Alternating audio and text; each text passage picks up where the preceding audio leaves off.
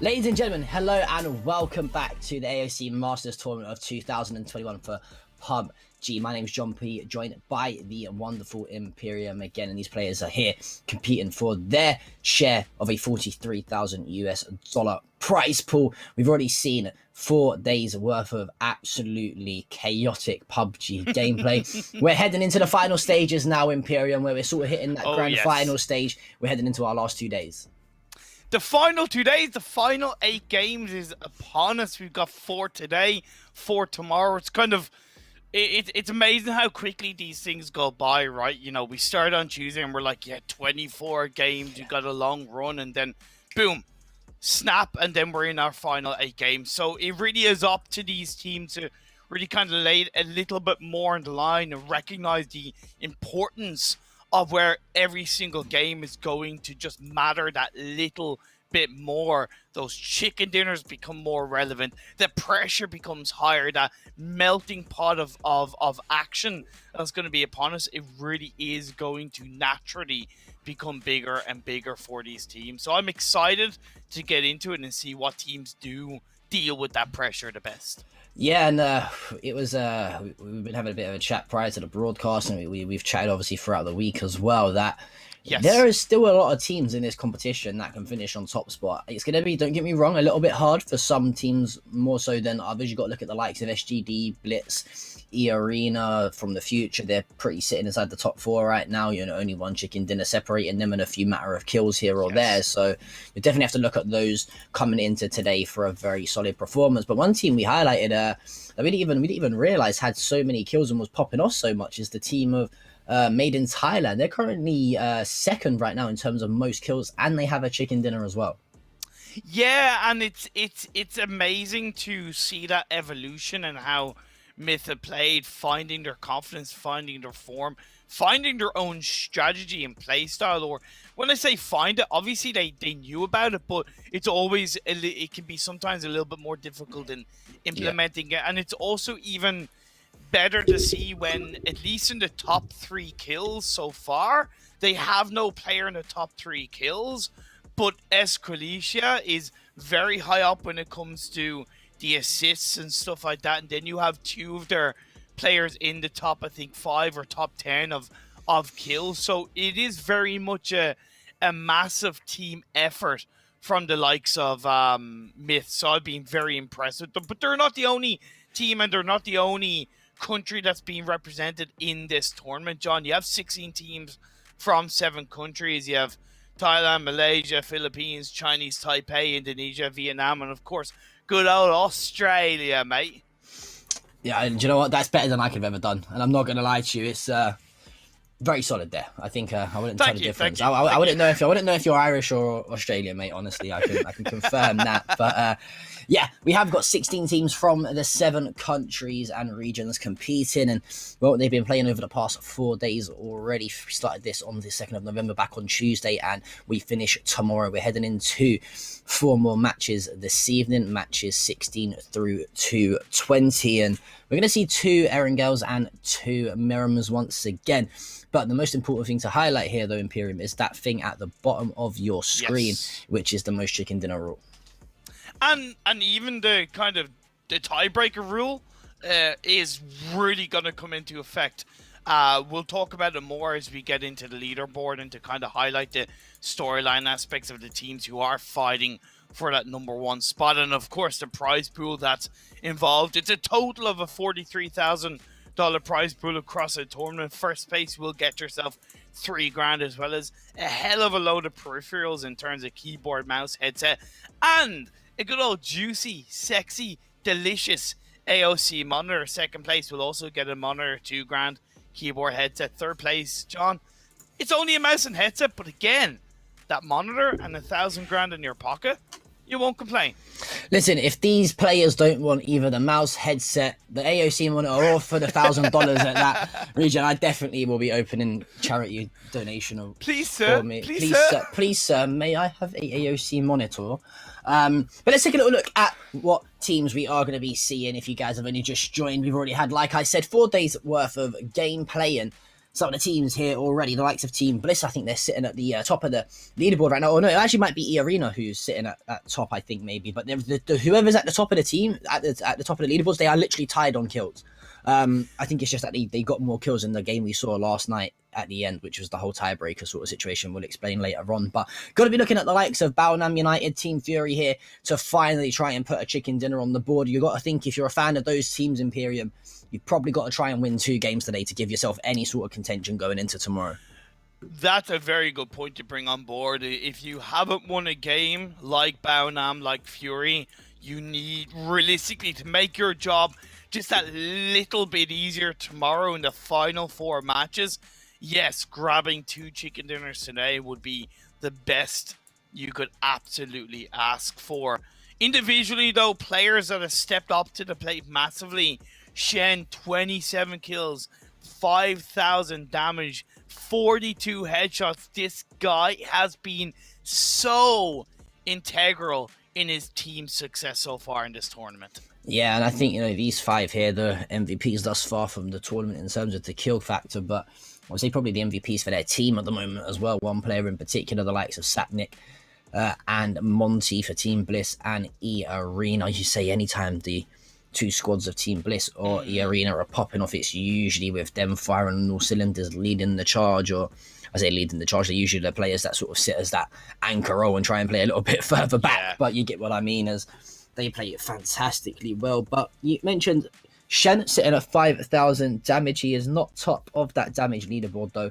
No. However, is there a few players I do believe just slightly ahead of him, and I think it's going to be Monty, who is one of them, as he's at 6,800 damage. You got Flood there as well with 5,400, and doesn't surprise me here that we see these players pretty much again the players with the most kills.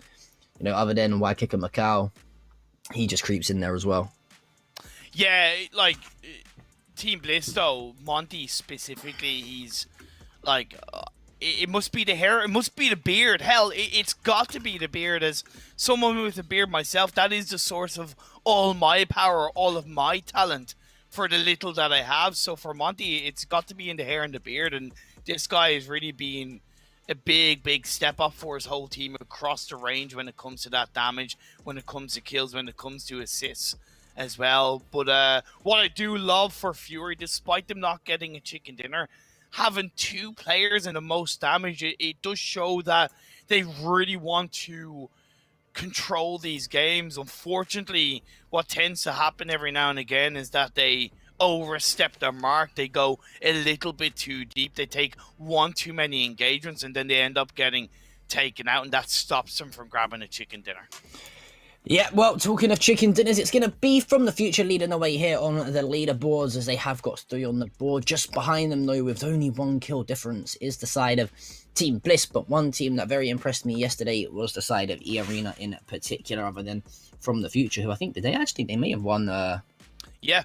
They won. Did they win 2 games yesterday from the future, or no? It was 1. No, they won oh one no, game. we mentioned the fact that game. they'd won 3 games out of 4 days, right? So they'd won a game every day except from 1 day, right? Which is the consistency you're looking for. But as we go down here, I did mention the fact that we need to see Baonam and Fury try and pick up a chicken dinner today. I don't think they're going to do it, but one team I would like to see try and get that momentum swinging back in their favour is the likes of Colony. I think they were a fantastic start. Unfortunately, They have slowed down ever so slightly, but with that 1 chicken dinner still, they're not too far off making a bit of noise.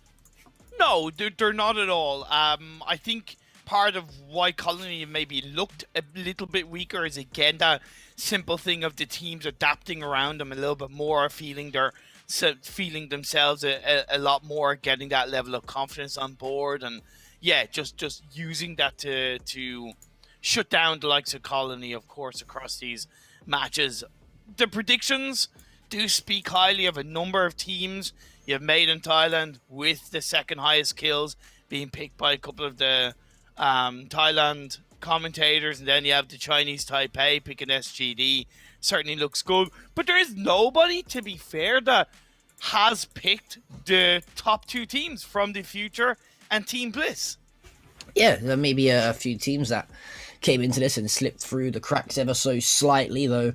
The Chinese Taipei casters with this double pick of SGD, they're definitely looking good in their predictions, but that's what we're going to see today, ladies and gentlemen. Like I said, match 17 to match 20 will be played this evening for you, as we are going to see Erangel kicking things off today. And again, the one thing that I want to highlight towards Erangel is that Pachinki drop spot of SGD and the Expendables. We saw it time and time again over the course of the tournament. A lot of high engagement to start things off with, straight into the drop of Pachinki. And with them 2 teams already looking to be kind of towards the top of the leaderboards, it might get a little bit of crunch time. It is. It's going to get crunch time for sure. I'm feeling a lot more confident about Xiao Dui coming out on top in those fights, especially with how quick they were with the engagements across the 2 Erangel games yesterday. When you looked at the first 3 days, whether or not Expendables won or SGD won, it was normally an elongated 6-7 minute engagement. Whereas yesterday, I think it was 3 minutes or just under 3 minutes and just over 4 minutes for both engagements, both won by Xiao Dui. So to me, like, I'm okay with that when the engagement is super quick, because it really means that your rotation isn't delayed, your positioning isn't really as delayed, and you're able to focus a lot quicker into the incoming circles. Yeah, I think one of the issues we saw between those two teams in particular that dropped at Pachinki was what, like you mentioned, sometimes we saw like 12-minute long team fights in Pachinki, and it's like Yes. you're fighting 12 minutes into the game and you still got like a standard weapon in your hand. You've not got some of the Yeah. better weapons. You've not got the util to work with. And not only that, you're then forced to rotate straight off the bat. You can't really loot up and get anything apart from what your opponents have dropped you. And you're stuck in Exactly, an John. awful situation going later on into the stage of the game. So I couldn't agree with you more there. But we are just waiting for our game to start up relatively soon. But do not forget, ladies and gentlemen, we got to say a huge shout out to our sponsors of the tournament, AOC. Of course, AOC not only provides us a super exciting event for us this week, but they also bring you guys at home lots more special offers in their store, depending on the country and the region that you are from. So for more information, please visit AOC Monitors via our Facebook page. And you can also keep up to date with all the tournament tracking on AOC Monitor as well. Or alternatively, you can check out Mineski TV _TH as well to keep up to date with everything and the live feed of the games. But Imperium, going into this game number 1, going to start up hopefully soon for us. What are we expecting going straight into this as soon as this playing path hits? Myth. I need to highlight them and talk about them a little bit more, because you saw Jacob in the top 5 of the kill leaders, but there's one player that realistically should be there instead of him, or with him, should I say, Escalicia, right? Same amount of kills as Monty, but 4 less matches. He's got 23 kills, Escalicia, in 12 matches. That's a KD of like 3.3 compared to 2.3 for Jacob. Now, it's great to see kind of 2 myth players up there in kind of top 5, top 6, which is what has made them such a big force to contend with in these matches. But especially as Kalisha, with the lack of games that he's played and still rocking that many kills, it's pretty freaking insane. It's nuts. It's honestly nuts. And I think, when you're playing with a player like that has such confidence, right? It's really, really obviously a great thing for you and yourself as a team, because not only that, it puts your team at a high level of confidence as well. It does. It puts them at a high level of confidence, and they've gotten themselves a little bit stuck in some of these games, of course, and that's the way it's going to work. I've complimented on what Myth have been able to do in terms of when they go somewhere, they go that place with a lot more element of purpose, where they just want to control it, even if it's not the best idea. They still go into it, fully committed. It looks like there's no real uncertainty with their rotations, with their positioning, and I definitely have to commend them for that. They can just clean up the tiny little things around them and have a little bit more luck on their side, I suppose.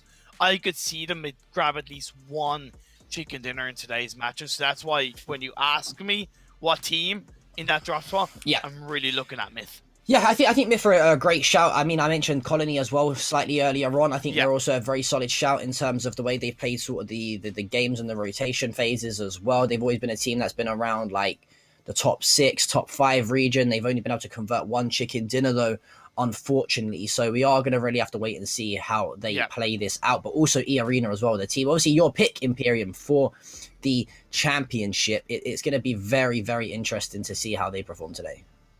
Man, I'm looking out for them. I didn't want to like jump in and talk about them too much because they're my pick, and I try not to be like that biased commentator, right? I really try not to be. And I picked, part of the reason why I picked E-Arena was that I knew a tiny bit about them. I've heard of their name, and they seem like a bit of an underdog pick, but they've certainly proved themselves. And Sapnik specifically is a player who's really, to me, stood out as the powerhouse, the galloping horse of their side. Right now, he's in 3rd place in the kill standpoint with 26 kills. He's the highest in terms of knocks with 30 knocks, so his knock to kill ratio is by no means weak. And even with the higher amount of knocks, you can't argue with how he's been able to help his team pull out such good performances across these games. I do think, once again, a tiny bit like Colony, they are having to deal with the fact that so many other teams around them are stepping up to the plate. Yeah, we'll have to wait and see if those teams can continue to step up to their plate, as I do believe we are nearly ready to go into game finally here. Imperium, we're going to kick off our match number 17, if I'm correct. I'm just taking a little look at my other screen because we have got a map feed. And ooh, this is a very nice playing path indeed. Don't tease it too much. Don't tease it too much. We have to, you know, wait for the viewers to see it as well. But it does look a very juicy playing path. It does indeed, and it should be easy for these teams to pretty much get to where they want to across the board. Once again, to kind of highlight Shen from Xiaoji Dui, his knock to kill ratio is still that golden one. So every single knock. Oh yeah, he's been nuts. He's been nuts. You know, he's been absolutely nuts. So just to kind of highlight himself in that in these matches so far is pretty amazing. But we are going to be getting into match 17 out of 24. The penultimate day of matches, ladies and gentlemen. Thank you, by the way, so much to everybody for tuning in so far across the matches, across these games, for supporting your teams. Genuinely, on a side note, if you have any feedback for myself as a commentator, don't be afraid to hit me up and you know, let me know if I'm doing good, bad, because I've always wanted to make sure that my commentating is up to the standard you wish to listen to during these fantastic games. But the playing path is here.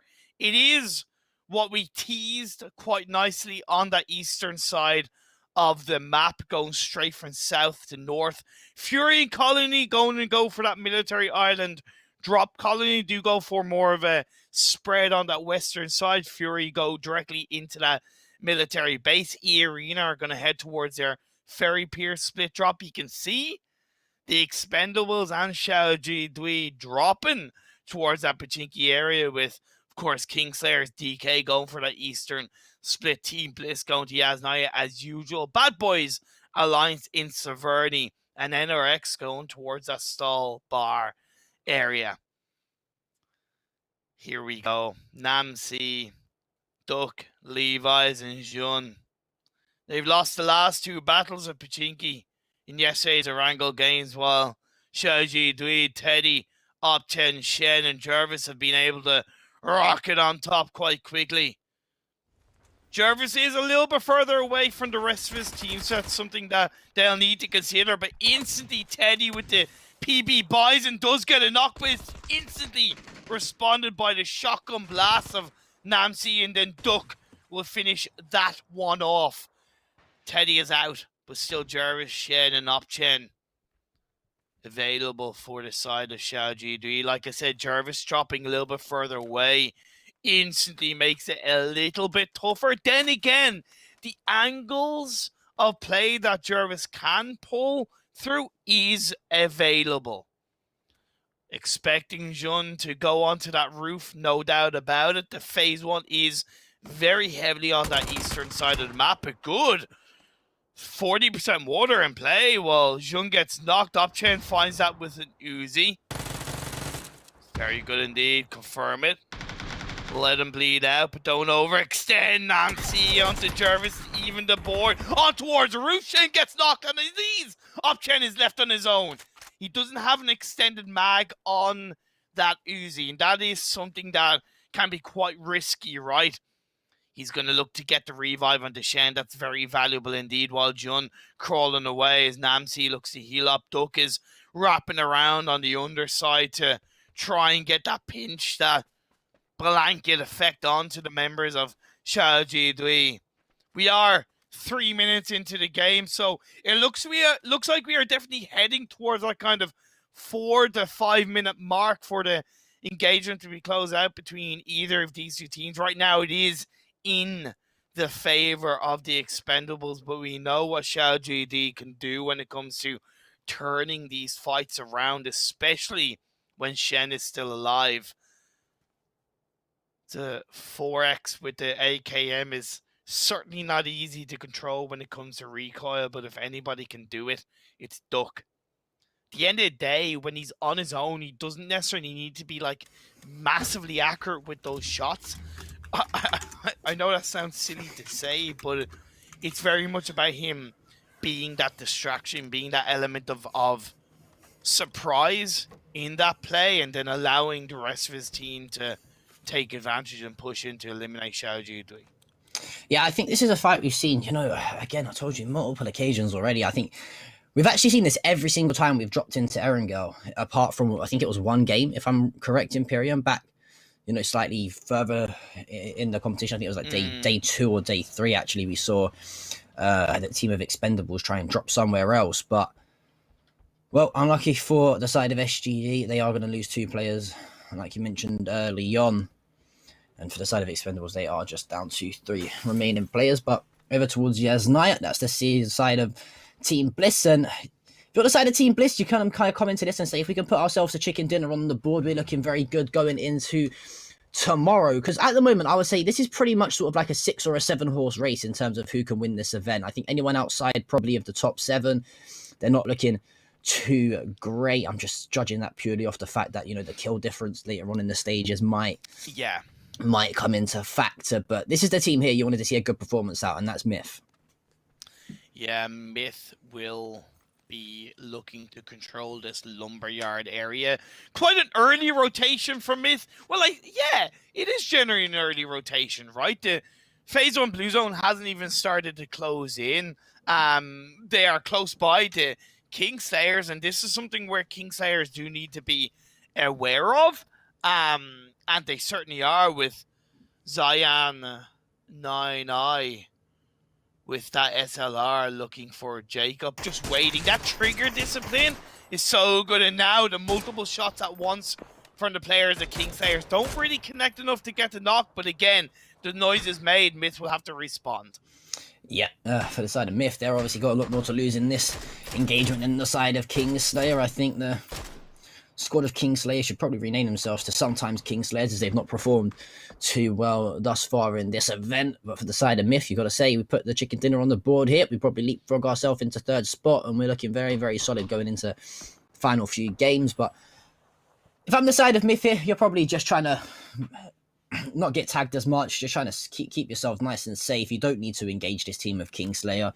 They're kind of playing that role right now where they've got nothing to lose, so they're just going to be, being that annoying team and them annoying roles that are just trying to take you down and obviously trying to dent and put a chink in your armor in the game. So for a side like Myth, who have got a lot more to lose in that engagement than the likes of Kingslayer, I don't think they need to re-aggress and try and challenge them, and it looks like they did just that. But for the side of Baonam United, you got to say, a little bit of a disappointing event thus far in Pyramid. I don't know if you agree, but I expected a lot more out of them than what I've seen. I agree. Yeah, for a team that's competing in the upcoming PGC, yeah, I am a little bit disappointed. Not so much in terms of I expected them to dominate every single game, because that's to an extent disrespecting every single other team in this lobby, but at least one chicken dinner in terms of helping them to prepare for the PGC, where you're going to have that chicken dinner rule come into effect. Yeah, I was expecting much better. But what I wasn't expecting was the Expendables being in a position of being 2 players down in a 1v2 going against them. I did say that if anyone could do it, is Shen and Upchen together, and that's exactly what they've done, taking out the Expendables. Yeah, it's just not going to plan right now for the Expendables, and I mean, for the side of SGD, we saw how well the duo of Shen and Jervis performed the other day. I think they clutched a 2 versus 40 players left in the lobby, and they ended up winning the game. But, well, for the side of From the Future, their ideal start of trying to stay on top spot might be hindered here, as they're going to unfortunately be wiped out to the hands of DK. And DK are a team that, might have swept, rather should I say, slightly under the radar every now and then. They're a team that have made the plays and pushes when they need to, but unfortunately things have just not come together. They're currently sitting at 14th on the current live standings. As well, for the side of Bliss, it looks like they're going to try and engage themselves over and try and find a few extra kills to put themselves back on top spot. It's going to be Ironic from the side of NRX, who unfortunately falls there to the hands of Monty, and that kill will be confirmed, as well, it looks like Namshao's actually been knocked to his own teammate after trying to hop out of the vehicle at a slightly faster pace. And, well, that is going to be heartbreaking for the side of NRX as they're now down to just 2 players.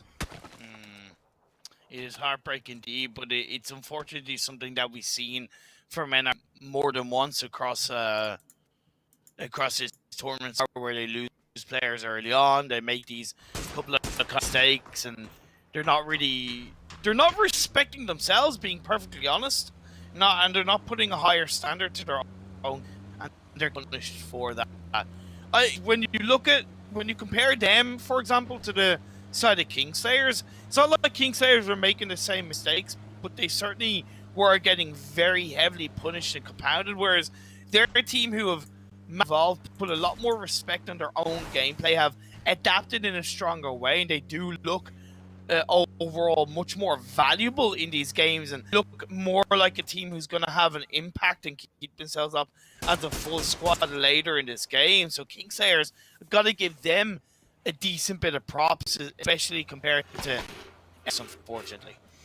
Yeah, NRX, I mean, although they do get that revive back up and the third player back into the game, they've been a team that's, they looked okay at the start for the first few 3 or 4 games, but they've not looked that great ever since. And, well, look at that for a shift on the zone. It's gone over towards the southeastern side of the maps of Malta, and you've also got Malta Power in there as well towards the southeastern side. So, well, look at that for a big shift as well. It's like, I mean, this is going to be a very, very nice end zone. It's kind of volatile because you have that Lumberyard Hill, which is pretty massive on that kind of northwest and northern side, but then you have the kind of compound heavy but flatter terrain of Power and outside a mini Milta right, and even a bit of the Milta city, where if the circle shifts from that area, disengaging from the likes of Milta Power and mini Milta is quite difficult. So if you choose to commit yourself to Milta and mini Milta, you gotta be sure that you are proactive in that area. You are getting as many small kills, small knocks as you can, and that's what Fury are doing to the hands of DK, who send my boy and pay the price. Yeah, what we mentioned for the side of Fury, it's probably now or never for them in terms of trying to get themselves a chicken dinner on the board. And, well, they want to try and do it, and they started off with a comfortable kill. But for the side of Baonam, it's going to be a kill going in the opposite way, and that's in the hands of Main and Thailand, as Jacob's going to knock one. And for the side of Baonam, they're not in the best of spots, and I don't know really what's happened to Baonam, to be honest with you. They looked so good over the first few days. We thought, well, are they just trying to play for more kills and then worry about chicken dinners later? Maybe. But I feel here in Imperium, they've probably left themselves with a little bit too much to do later on in the games. Yeah, they just do. They're to an extent, being perfectly honest, kind of making a couple of sloppy mistakes. That's harsh, and I mean that with the best of respects, but yeah, they look like sloppy mistakes, but we know what they're capable of, and I'm sure they can turn it around in a bit of a dime. Whereas Colony, they need to try and turn this fight around, but it doesn't seem like it's going to be the case, as Killa gets burnt to crisp, knocked down to his knees, and the confirmation will come through very quickly. Zai is on the off angle, but Zai Shu has absolutely every idea of where he is, and we are in a 2v2. Yeah, for the side of Colony, I mentioned that I wanted to see them perform a little bit better, but, well, to the hands of DK, they've already dropped a few players, and Zai nearly going down to that nade as well from Zai Chu. And for these two teams here, they're kind of forced into this engagement now, right? I mean, once they've committed into that team fight, you've lost a few players already. It's sort of an engagement you have to take. There's a lot of flat land around as well, so for the side of Colony, it's going to be somewhat impossible to try and rotate, and, well, when you've got the likes of Zaichu shooting straight back at you as well with an M762, it's going to be so hard to try and duck and dodge your way out of trouble. And unfortunately for him, he goes down. The confirmation of the kill comes through from Isu of NRX, who, well, NRX, they were actually down to 1 player momentarily after the 2 revives come through, and now all of a sudden they want to try and engage everyone. Why not? Why not? They have a good bit of control on that southwest side that they can use on this next circle shift that's going to be popping up soon enough.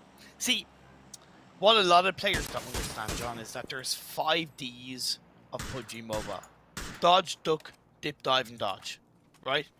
Those are the 5 Ds of PUBG. That is a fantastic movie reference. Yeah, thank you. I respect that a lot. It's something I pull out every now and again, you know? It's something I pull out every now and again. Just like the circle has pulled out something pretty massive, and I think it is probably one of the better circle shifts for the teams that committed to that. Like I said, the Milta power and the mini Milta area, because they don't really have to think, at least right now, about moving up that hill onto the Lumberyard area. With the teams like Myth and Kingsayers and Baonam and E Arena, there's a couple of pockets that they're able to play around. There's a cluster there, of course, and I don't expect there to not be some engagements, but I can also understand if they're able to hold on to their own individual pockets of play. Yeah, well, unfortunately for Andy, there's a few bullets in his pocket, and that was by the way of one of the arena players. That's going to be Bad Boy Alliance, unsurprisingly, out at 14th spot. And well, for the side of Bad Boy Alliance, you feel a little bit sorry for them, right? Imperium, you've got to. I think, no doubt, they are a very, very good team, very good individuals, but I think they've just come up stuck a little bit here against some players that might be just slightly better than them in every way, shape, and form. And for the side of Colony, oh, that's going to be an elimination now after Alex going to drop. And we're starting to see these players really try and set up towards the zone. You've got the side of Team Extraordinaire. They've actually got a 2-2 split right now. Two are towards the sort of middle left end of the road. You've got 2 in towards a compound. Yeah. Fury's got a 2-2 split as well. Looking across the board here, there are actually a lot of splits going across, and this doesn't surprise me at all. No, it doesn't surprise me at all, because having that split, especially towards those compounds, can be quite valuable. It's still only phase 3, right? So there's a risk there, but it is still safe. One thing that I've noticed though, Xiaoji Dui, they've gone for a boatation. They got a boat outside Milta, took that bad boy boat, and shifted it across the coastline on towards the cliffs and in now to the southern edge of the circle on the mainland. There's a lot of risks there, because unless they're able to grab hold of a vehicle, what is in front of them is quite barren and flat on the beach side. But when you're talking about a rotation that is avoiding so many teams inside those circles, inside that circle, inside the compounds within the circle, it is pretty big brain from Xiaoji Dui. Yeah, it's one of those things where I know you highlighted it. I think it was yesterday, and there was one team, I can't remember. I want to say it was PMA who kept trying to use the boatation to try and get themselves located, and it didn't work a few times. The zone shifted the opposite way, and unfortunately for SGD, that's exactly what's happened. But I don't think they'll be too worried. They still will be able to come in along that coastline and should be able to set themselves up inside that next phase relatively easy. They actually might pay, sort of, and work in their favor, because there's going to be a few teams probably not trying to focus towards this southern eastern side. Yes. They was probably think, okay, well, prior to this phase, there was like 50% of the zone was in water. It's going to be a bit risky to try and play along there. So this shift here could probably actually pay dividends to the way SGD are trying to play. It is. It's honestly a better circle shift. If it had to be more central, where they're a small bit away from the circle, your dead right teams would be a lot more likely to be able to focus in their direction. Whereas because it's such a northern shift, you can see the likes of PMA wrapping around the coastline, going to go to open compound. They're going to be able to play with the arena under a lot of pressure to the hands of Myth. I said that they'll be able to hold on to those kind of pockets of action, but as the circle is shifted and Myth need to move down to Lumberyard Hill, the arena holding on to the rocks. They do have Lyrics knocked down, but off the back of that counter knock, they're able to get the revive, while Myth Rogue is knocked. They're down to 2. Yeah, very, very hard here for the side of Made in Thailand, and it looks like Young B seen Jacob in his tracks as well. And I like this here. I like this here from Baonam, the third party. It's intelligent. It's smart. They know that the numbers disadvantage is definitely very much against them. With only 3 players left alive, doesn't surprise me. They try to level things up across the board, as we do see that confirmation on the kill from Sissy taking down Nansmi. And well, there are still 3 teams in the same sort of area towards this southwest, Northwestern zone. Jacob's going to get tagged up. Jacob drops, so does Esquilija, and so does the hopes and dreams of another chicken dinner for Made in Thailand. And Baonam United, they played that perfectly. Yeah, couldn't ask for a better third party. They didn't overcommit. They know they still have a good kind of entry point a little bit away from Made in Thailand, and they knew that if they pushed too hard, E-Arena could technically third party them.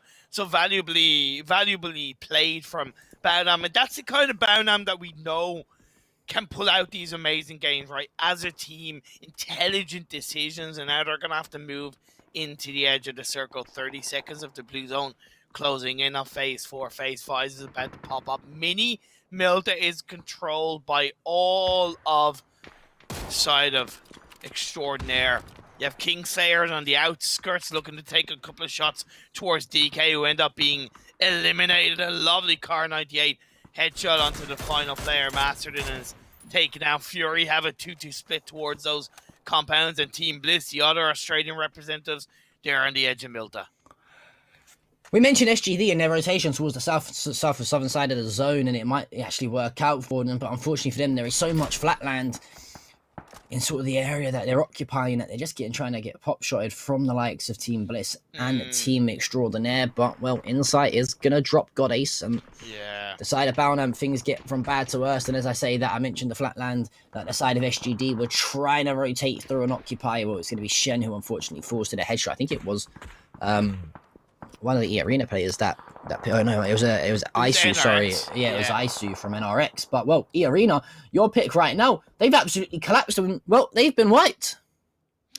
Okay, KM99, Sissy, they still have 2 players up, but, is it Sissy? Is Sissy left up? I think it's, just KM99, but PMA, it's a sniper tower, it's a very, very strong area of the circle to hold on to because of how deep it is inside this phase, but it is still only a Harry Potter sniper tower, right? It only has a limited amount of space, and it is at risk of getting shot at from multiple directions. You can look at the members of Team Bliss holding onto the edge of Milta, being able to do absolutely glorious stuff from the edge of the wall. Division X Gaming, they do have Log Fee inside the circle as an anchor position, while the 3 other players hold on to the outskirts, only have to move in a little bit. And yeah, Lyrics and KM99, they're on the first floor, while PMA, 3-player team,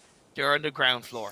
A little bit disappointed with PMA there, to be totally honest with you. I think it was KM99 who was KM99 was actually knocked in the process, and it was only Lyrics momentarily. I'd like to have seen them to try and probably flush out that player. Fair. And not allow the revive to come through, because, well, now, you know, it's better to have 1 player above you than 2. It's just going to cause a little bit of trouble for them upon the rotation, even just being in the same building together. So I think a bit of a misplay there from PMA. They could have probably tried to to flush that kill out a little bit slightly sooner rather than later. But we're down to our top 9 teams here, Imperium, and you've got to look at the likes of Team Bliss, for example, even DXG and, dare I say it, Fury. They are looking pretty damn solid thus far. But as I say that, the curse of the commentator most definitely is going to come through, as I think the molly's going to probably land on those Fury players and take a few players out. That's fantastic. Yakiki Macau's actually drove straight into Insight as well. Like, but it's also the kind of thing that if you go for a commitment onto the side of the wall, you got to know that that position is massively at risk of nades and molly. So the second you get there, you really need to, as much as possible, separate. And yes, it didn't help that Yakika Mukau is got that knock at the inside. I think the revive might be able to come out, but the next circle has come up. It's centered a little bit across the board. Fury do hold on to that southwestern edge. The one save and grace Fury could have to their advantage is Kingslayers rocking it through Mini Milta and third-partying the side of Extraordinaire. Yeah, we mentioned, you know, time and time again, especially towards the later phases of the games, phase 6, 7, and even 8, it's so important to get your third parties right and do it correctly. We see it time and time again. We saw Team Bliss do it successfully over towards that chopsticks ending a few games ago, and you know, if you can really play that third party in the end phases very well, it makes yourself a bit of an easier task going into the final phase, where you're trying to, you know, play towards that center of that phase. And I mean, For the side of Kingston, they have got 4 players left up, though. Are they trying to throw a spanner in the works and do a little bit of damage here to the side of NRX? Well, they initially was, but it looks like Namshao should find the kill. He's got Isu there for support. The swing comes through, but Jagger's there to find the kill, and Namshao's going to, unfortunately, be dropped out of this one. A little bit disappointed there, I think, from Namshao. He'd probably be kicking himself that he's not found that kill onto Jagger's pretty sooner. Yeah, but it was a lovely clean push from the members of Kingslayer. It's great teamwork. Trading that damage is so valuable. So you only have 1 player knocked. It's still not over and done with. His Isu is still alive, and he's going to try and back off. He should be playing inside to Mini Milta a little bit more and towards the side of the wall, but he also maybe is afraid that if he goes too far away, he could get third-partied right from a player around. So he did have to be aware, and in the end, Kingslayer's Jagger gets a job done. Yep, so unfortunately for the side of NRX, they're going to be dropping out here, and Insight's going to be finished off by Niall and the side of Fury. You mentioned they're now down to 2 players, and one thing you highlighted is the arena actually falls as well. It's KMF1 and Papichulo who find those 2 final players, so PMA finally sorting out that situation. They head over towards that sniper's tower, and you mentioned Fury, right? As soon as they crash in towards the side of that wall, they're going to be vulnerable to the likes of the nades, mollies, and anyone trying to take those peeks around the corners. And, well, I don't think they predicted what could have happened. And unfortunately for them, they are down to just 2 remaining players. But let's not discredit them. They are talented players as it is. They can most definitely pull off some crazy situations. But you got to be looking at the likes of Team Bliss here are in a great spot.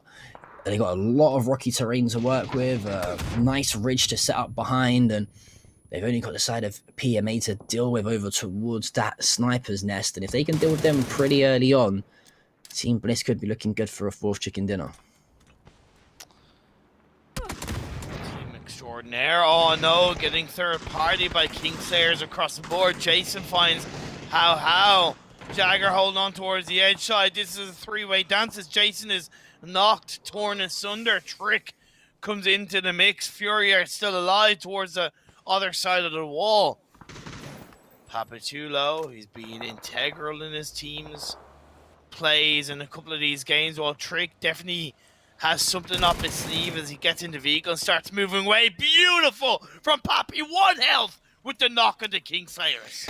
Yeah, great shots from Papajulo, and well, Niall's there to finish it off. And you know what? I am absolutely impressed with the team of Extraordinaire right now. I think they've played this game so far absolutely flawlessly.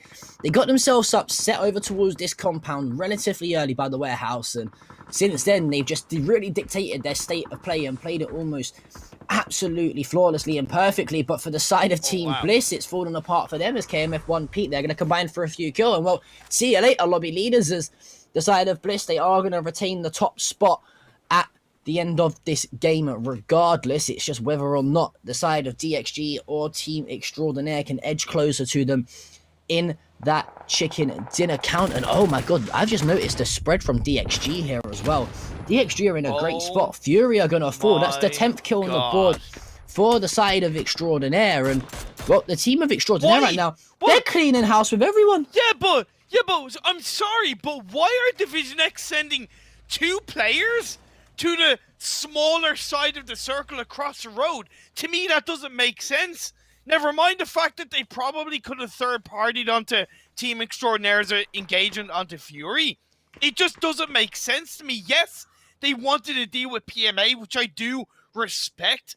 When you have the road right there dividing the 2 sides, it didn't really make sense. However, to kind of counter that by getting rid of PMA, they're actually able to use the ridge on the road side to their advantage. So there was definitely purpose behind their play as Logfee uses the arm to get oh my god, Logfee! Oh my god! Logfee! Beautiful! Clicking heads, and well, for the side of Team Extraordinaire, it's all fallen apart, and all of a sudden, it's a 3 versus 3, I think. The revives have come through. And, well, this rotation from the side of DXG, you mentioned is a little bit skeptical. I think what they wanted to do was, like you said, try and deal with PMA and then use this ridge, because surely this is going to start to shift towards them. It doesn't matter. Division X Gaming, well, they put their 3rd on the board. And they were a team that we really sort of put under scrutiny yesterday, saying they need to get things back up and rolling. They have done today, and well, they've just leapfrogged themselves into third spot. And I owe them an apology. I really do, because I just simply because they had such a good position on the majority side of the circle that I just presumed they were going to stay there. I really did. But that kind of bigger brain play that I didn't see at first to clear out PMA allowed them to use the hill by the ridge side. And apologies, Division X, because I kind of, jumped on that a little bit more, and I should have stepped back and recognized what they were trying to pull out in the ridge side, allowed them to control the end game. Absolutely spot on indeed. As you said, we kind of said about this team that coming into yesterday's games, they need to step a little bit more up to the plate, falling they did. down. And they won a game yesterday. They won the first game of today. It was a crazy area for it to finish, but at the end of the day, they got the job done. Yeah, I think what they did is they just banked on the fact that they knew if they killed PMA, they had complete control of 3/4 of the actual phase. They knew exactly where the other two teams were, and the damage had already been done for the two teams, on the other side of the phase fighting it out anyway. So definitely got to respect the play from Division X there, as they've gone from not looking like they were having a great tournament to within the past days getting a win back-to-back days, and they have leapfrogged themselves in to third spot. But this year, decided from the future, I'd have been disappointed to be wiped to the likes of DK Esports so easily on at the start of the game. I probably think SGD were a bit disappointed to lose two players initially at the start to the side of Extraordinaire as well. But I think the story of that game was just the teams that got set up a little bit slightly earlier in the middle of that phase just had the upper hand because of, I don't want to say a little bit of luck came into it for the likes of Team Extraordinaire on the shifts of the phases. It was, mate. It was 100%. It was 100%. That little bit of circle luck. Yeah, and sometimes that's all you need though in PUBG, right? Is of course. You can try and predict the way in which the phase is going to move, and it shifts the other way. And I think, well, for the side of DXG, they predicted it perfectly. They played it perfectly, and I think every single engagement they took was a smart engagement. They knew when to sort of relax a little bit and disengage. They knew when to re-aggress and try and challenge people. I thought they played the third parties quite well as well. They obviously wiped out PMA to get control of that roadside and used the ridge. And, well, from then on and therefore out, it is going to be the third chicken dinner on the board for Division X. And I think they've been kind of creeping under the radar here slightly. A little bit. Definitely creeping under the radar a little bit. But, Team Extraordinaire, okay, that little bit of circle look comes into play, of course. However, there's no point in having a good position in the circle if you don't do something with it. And I gotta say, Team Extraordinaire, they were as proactive as they could have been inside those circles, in towards that mini military compound. The second Fury tried to kind of push them, they punished them, got a kill on the inside. As soon as Kingslayers made some noise against NRX, instantly they were on top of that. So really credit to Team Extraordinaire despite not getting the chicken dinner in that game.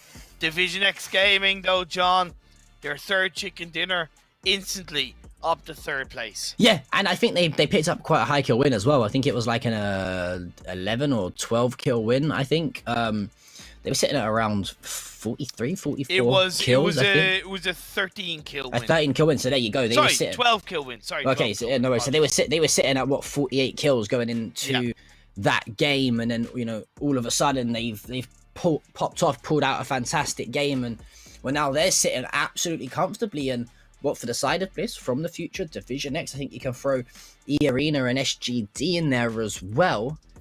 Yes. The rest of play today is going to be pivotal to see how things turn out and what we look like going into tomorrow. Definitely. Yeah, and again, the likes of Maiden Thailand and Colony and the other teams that have one game, it's really important that you get another chicken dinner on board. And as we've already talked about, Bao Nam and Fury, other teams have 0 wins. Pull it out today. Close out the game. Get a chicken dinner. Well, that's only the action that we've just kicked off. We've got 3 more games for you today at the AOC Masters 2021 for PUBG. And when myself and Imperium return from this short break, we'll be heading over to Miramar.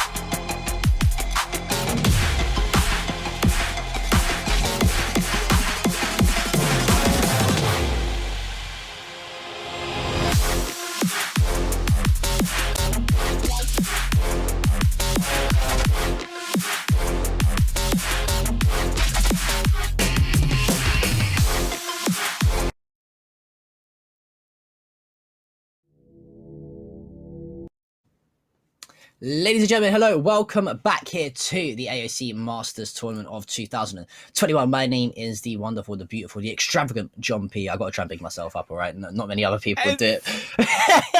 But I'm joined by the equally extravagant Imperium for the rest of today and, of course, the whole event.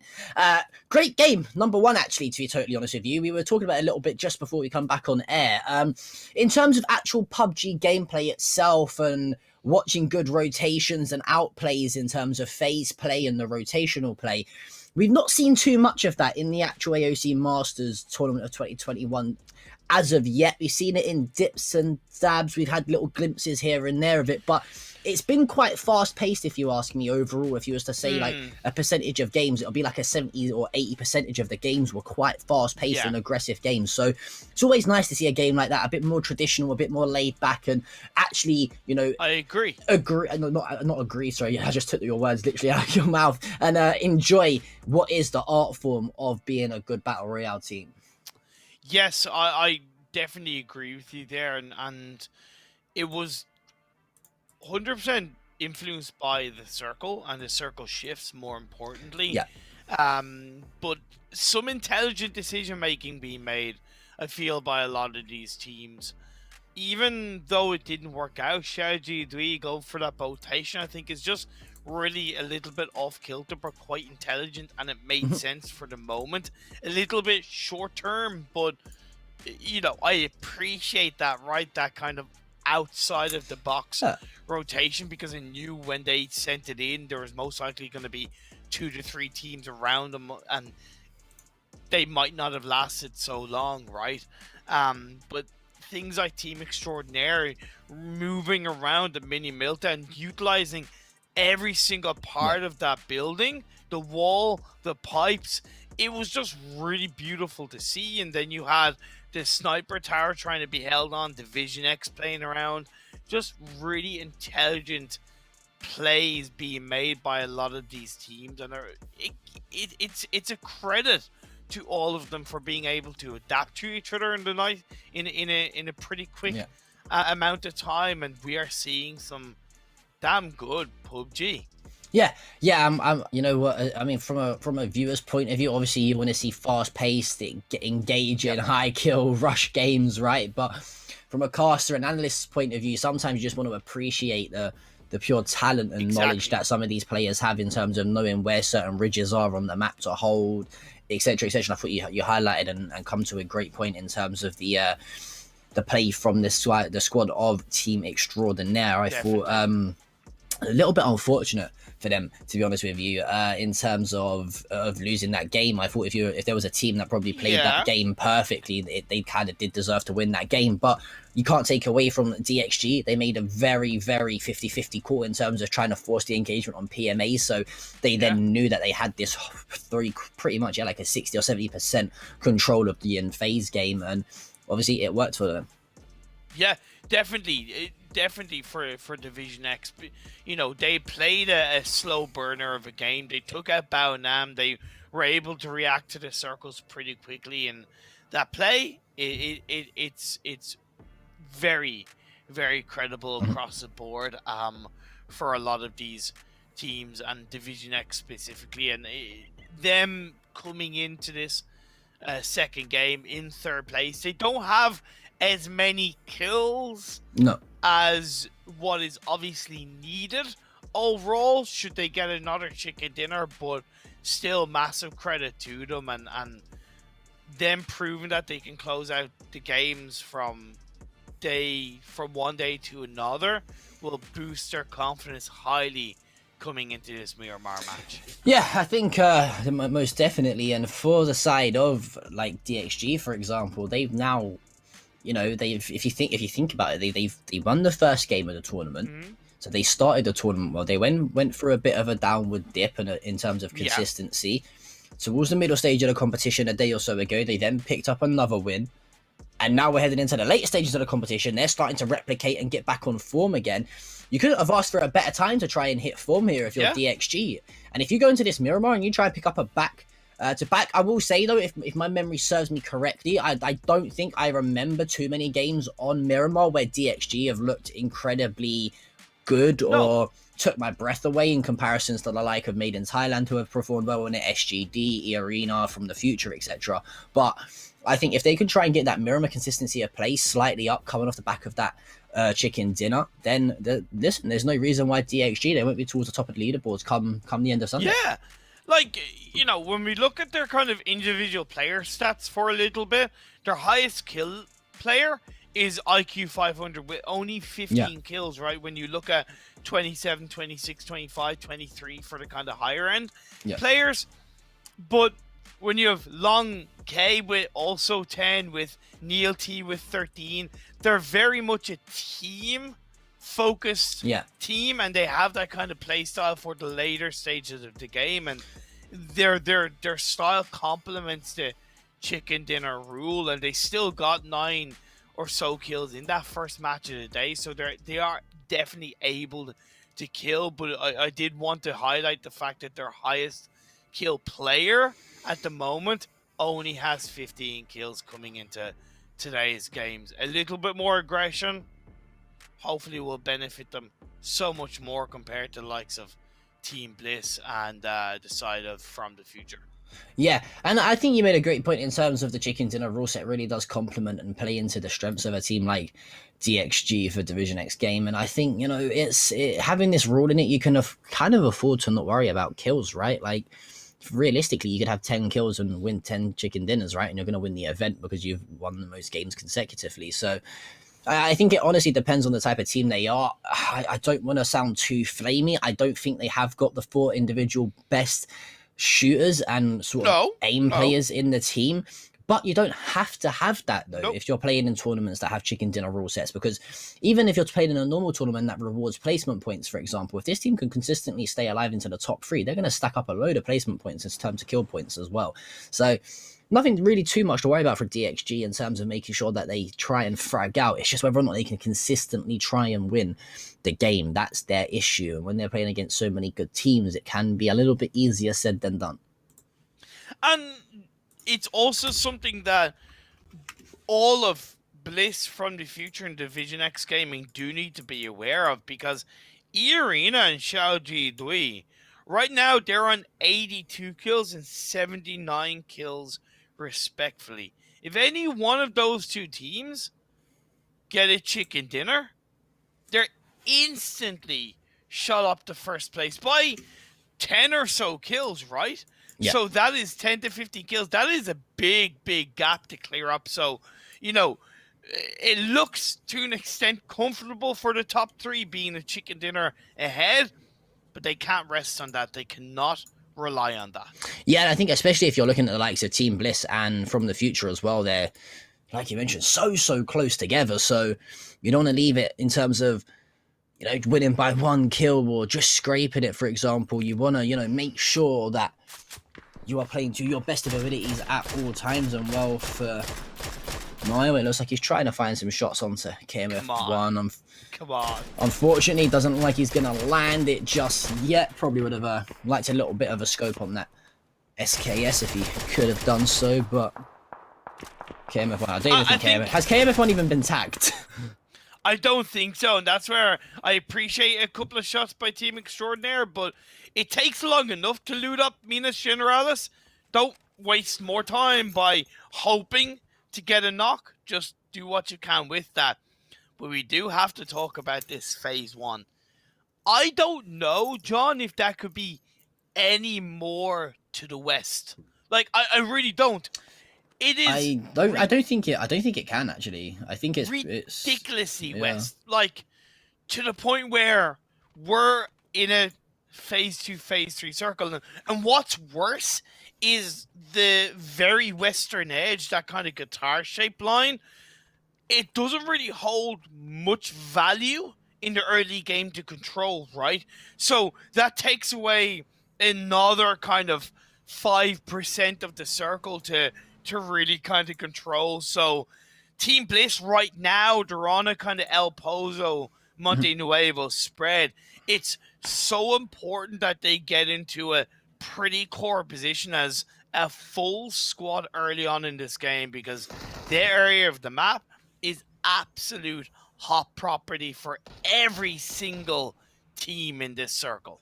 And this is where we talk about knowing whether or not to play a split, right, as a team, in terms of when to know to split in a 1-1-3 split, or a 1-2-1, or a 2-2, for example. Sometimes if you are going to have a zone that's sort of swings its way out, it's sort of similar to the zones we saw the other day, right, on Erangel, where it was like 50% water at times, and you had the teams in the power spots. They elected to try and just group up and unlock one position down as an actual 4-man unit, or even as a 3-man unit, and then send one solo player to kind of be that scout and get that information. So definitely vital Team Bliss get their strats perfectly on point here, because they are already set up and looking fantastically well inside of this zone here, and they can be one of those teams that really be a bit of a nuisance to try and hold some teams out of the zone, because if they can get themselves up onto, especially a map like Miramar, right, it's so rocky, it's so cliffy, there's so many ledges and ridges and hills to play up on. If you're Team Bliss, you've got to try and get up and set up ASAP. You can't allow, for this, for example, the likes of SGD to rotate straight past you completely free of charge, and then they're already going to be set up on top of this massive hill. Well, Bryn was there to take a couple of shots towards one of the Xiao Dui players, but again, you know, I know it's tough because that plane path didn't massively complement Bliss getting to their drop spot quicker, right? So their looting phases in some small way slow down, plus Monte Nuevo and the compounds outside Monte Nuevo, they're not exactly quick to get to and loot up. But I still think Team Bliss could have recognized a bit more value in getting together a tiny bit quicker. They are trying to react to that by wrapping around Xiao Duidi in a stronger way. However, a missed opportunity for sure. Yeah, well, I think the issue that Team Bliss might have now is they are kind of split, and there is already, 5, 6, I think I'm making nearly 7 teams trying to get their way over towards that western side of the map where that phase has already pulled so heavily forward over to. And DXG, you mentioned you'd like to see them maybe put a few more kills on the board. They've started off good with 2 from the side made in Thailand, and that revive should come through pretty much uncontested. So very nice start for our match 17 winners. And this is that kind of northern side of the map, and this is where it's so good for DXG, because when you are looking at these kind of circles that is massively either on the east or the west, holding on to kind of the north and the south side of the circle around the edge is a lot more valuable, because it allows you to have a bit of a stronger exit strategy compared to if it's either the western edge or the eastern edge of the circle. So I really appreciate DXG's push, aggression, control, value behind how they moved, and of course got those 2 kills onto the players from Myth. And it's a bit similar for Colony. They hold on to the kind of La Drillera Hill. They've opted to go a little bit more to the west of the La Drillera Hill, but they do have Momo at least covering and scouting from that kind of on towards the eastern side of where teams might be coming from. So they aren't tunnel visioned, at least. Yeah, I think it's important not to get tunnel visioned, right, in a game like PUBG, because especially in a phase like this where there's so much open land around you in different positions, power spots people might be set up on, you don't want to allow yourself to get too tunnel visioned early on. Well, for the side of the Expendables, they are going to have to try and get themselves slightly further over towards that western side of the map. You've got the likes of Baonam already set up in their Team Bliss, SGD, Myth, DXG, BBA are starting to make their way over, so too the squad of E-Arena. And well, for these teams here, the pivotal thing is going to be where that phase 2 shifts towards, right? Is it going to continue to shift west and make its way further up towards the perimeter of the map, or is it going to slightly start to center probably towards El Pozo, which I think probably that might be what happens. It's going to really come down to that, if you ask me, in terms of positioning on the map and the phase, and how these teams might go about attacking and executing sort of the rest of the game. And I don't normally say this about PUBG games too much, but it also does add value for the likes of PMA, DK, even to an extent Kingslayers, but especially PMA, to just wait until phase 2 pops up before you look to move into the circle. Maybe be close to the edge of it, but the phase 1 blue isn't going to be anything to really worry about, because you're automatically coming in later, having dropped on the eastern side of the map, that there's going to be 4 to 5 to 6 teams somewhat around you, depending on how much path-wise from a lot of these teams. So waiting until phase 2 pops up, where the teams aren't as solidified and are thinking a bit more about their rotation, could definitely be better for PMA.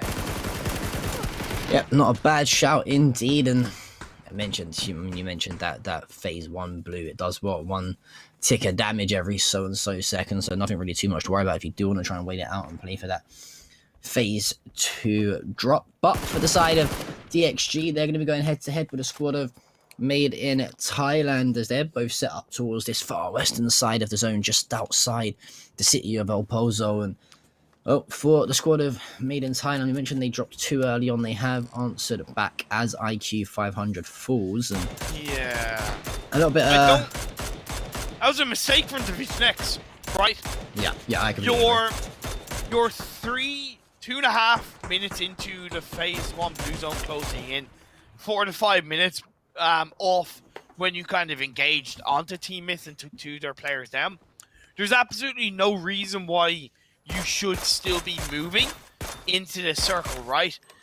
So genuinely poor decision from Division X. They're lucky they only lost 1 player, but still shouldn't happen across the board. And I think this is where maybe teams like DXG might get a little bit panicky in terms of, they're like, well, okay, we're only, say, 2 kills off top spot. Let's try and push these 2 kills and get them right and reclaim top spot regardless. And, well, there is that shift in phase 2. It is going to slightly center towards the mainland ever so much. Montenegro going to be inside. You've got El Pozo still in there as well. And this is actually sets up very, very nicely, especially with that huge road traveling and cutting the zone straight in half.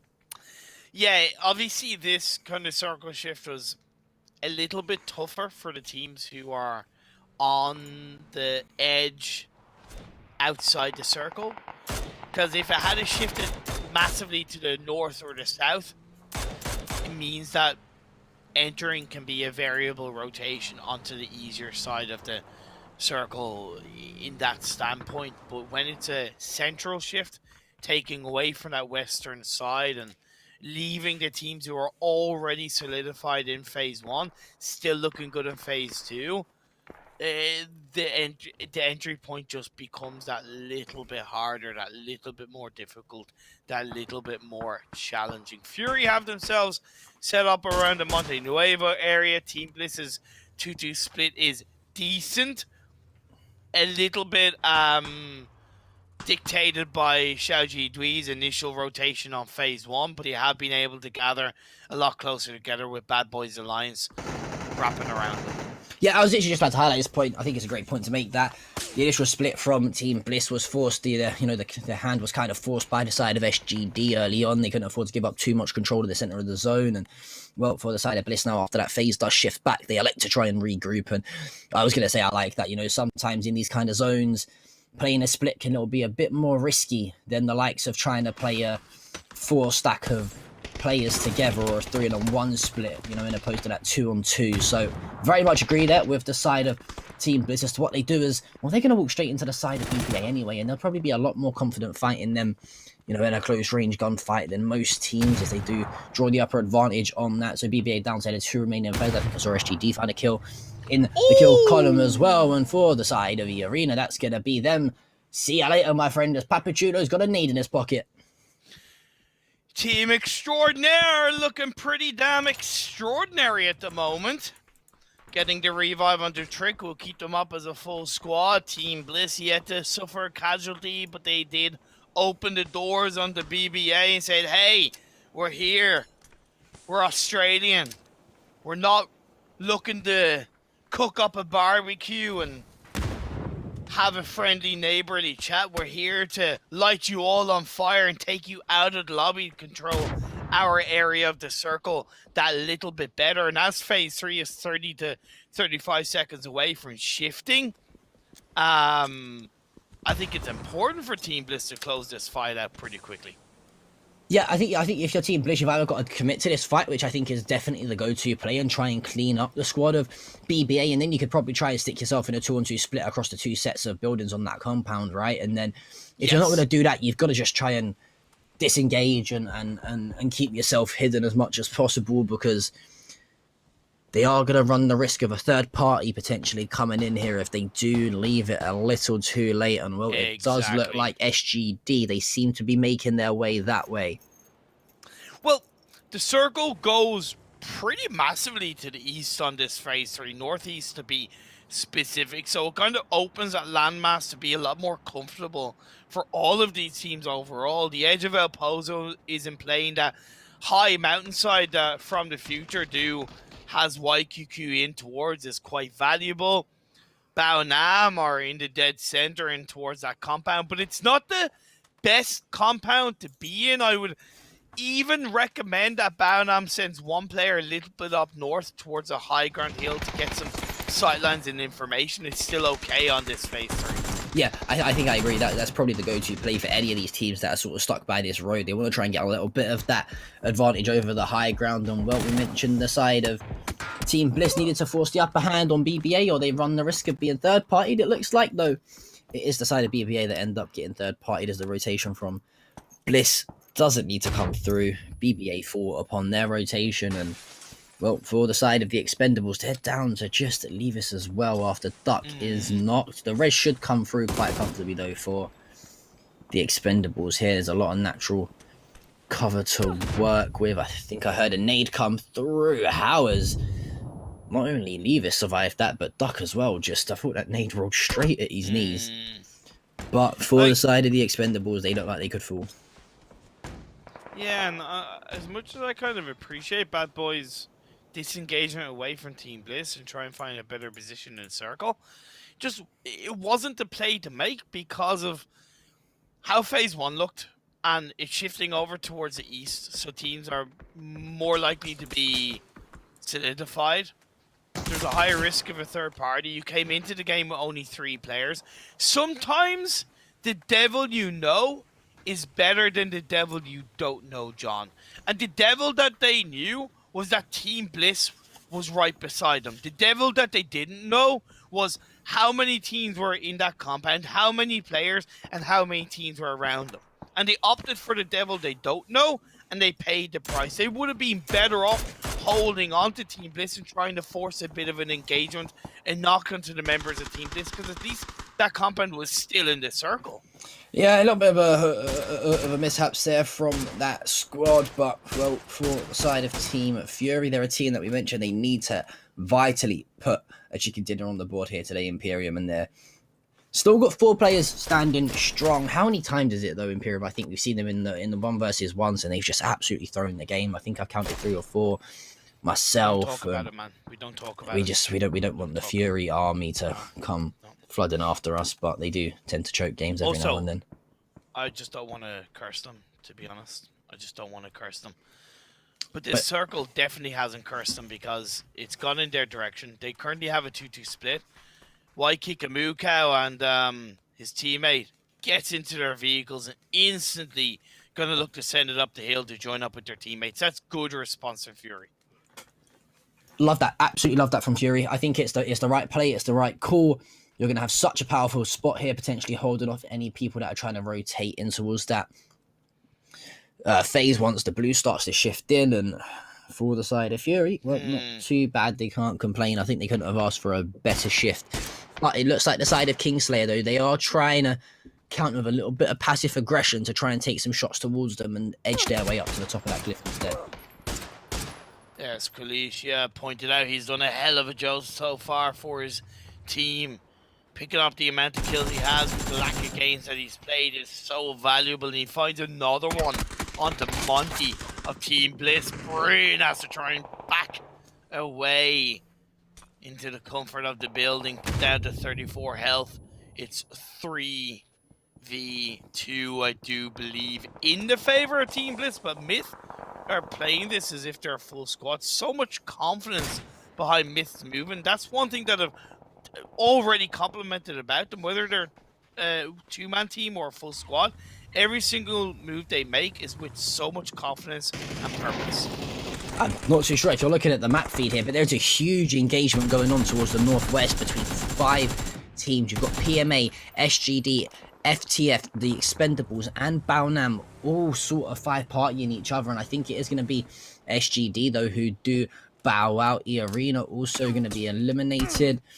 And, well, that's going to be 2 big boys out of the game already here in this competition. It looks like the Expendables, they're down to their remaining player as well. So, dare I say it, a few of the leaders are already dropped out of it. And there goes another one in terms of FTF. Are we going to see here? Are we going to see Baonam and Fury finally try and step up? Possibly. I look forward to seeing it, but Colony look forward to trying to push it on Kingslayers. They do get 2 players knocked, but Kill is still alive. Got XP coming in to clear out DK. The third-party threat is among them, so trying to split their plays is quite difficult. Colony will be able to hold down the fort to a small standpoint, as Killa, the only one up, needs to be careful. Will go for the revives onto Momo and Alec. Fury not opting to third party that. They're choosing to stay within the buildings and the compounds that they hold on to, which I can definitely respect 100%, as the next circle has centered up quite nicely. Still in the favor of Baonam, still in the favor of Fury, still in the favor of Colony. Yeah, well, decided DXG, they have lost 1 player. That was Logfee, but the Knocks and Trades come back through. Only 2 remaining players left alive here, and, well, they're trying to find that lone player, Pete, who's inside the smoke, who's trying to work that revive off as well. But he's gonna fall. Luckily, though, for Division X, you have got Gagankan there to trade the kill out, and, well, for Nil, he is going to get back up into this game, but their back's very much against the wall here now in this 2-player situation. You've got Limitless Laughter Life for DK. It's not long before we're seeing him back in the lobby, and dare I say it, we are going to probably see a new winner in this game. Yes, Team Extraordinaire, though. You can't count out Team Extraordinaire.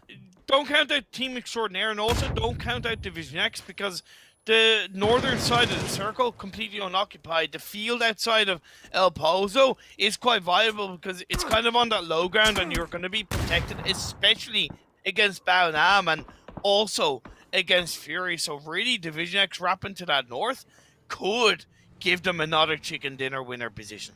And I've just taken a look at my other screen, and that's exactly what they're doing. It looks like they are going to make their way over towards that northern side of the phase, and I think they're going to try and rely on a few of these teams trying to fight back and forth here and get the damage done for themselves. And, well, for the side of Team Extraordinaire, though, they're going to try and edge their way up in further towards this mountain. They've got Colony, though, just slightly to their east. Fury as well in front of them. They also have Kingslayer to deal with, who are over to the compound of buildings just on the edge of the phase.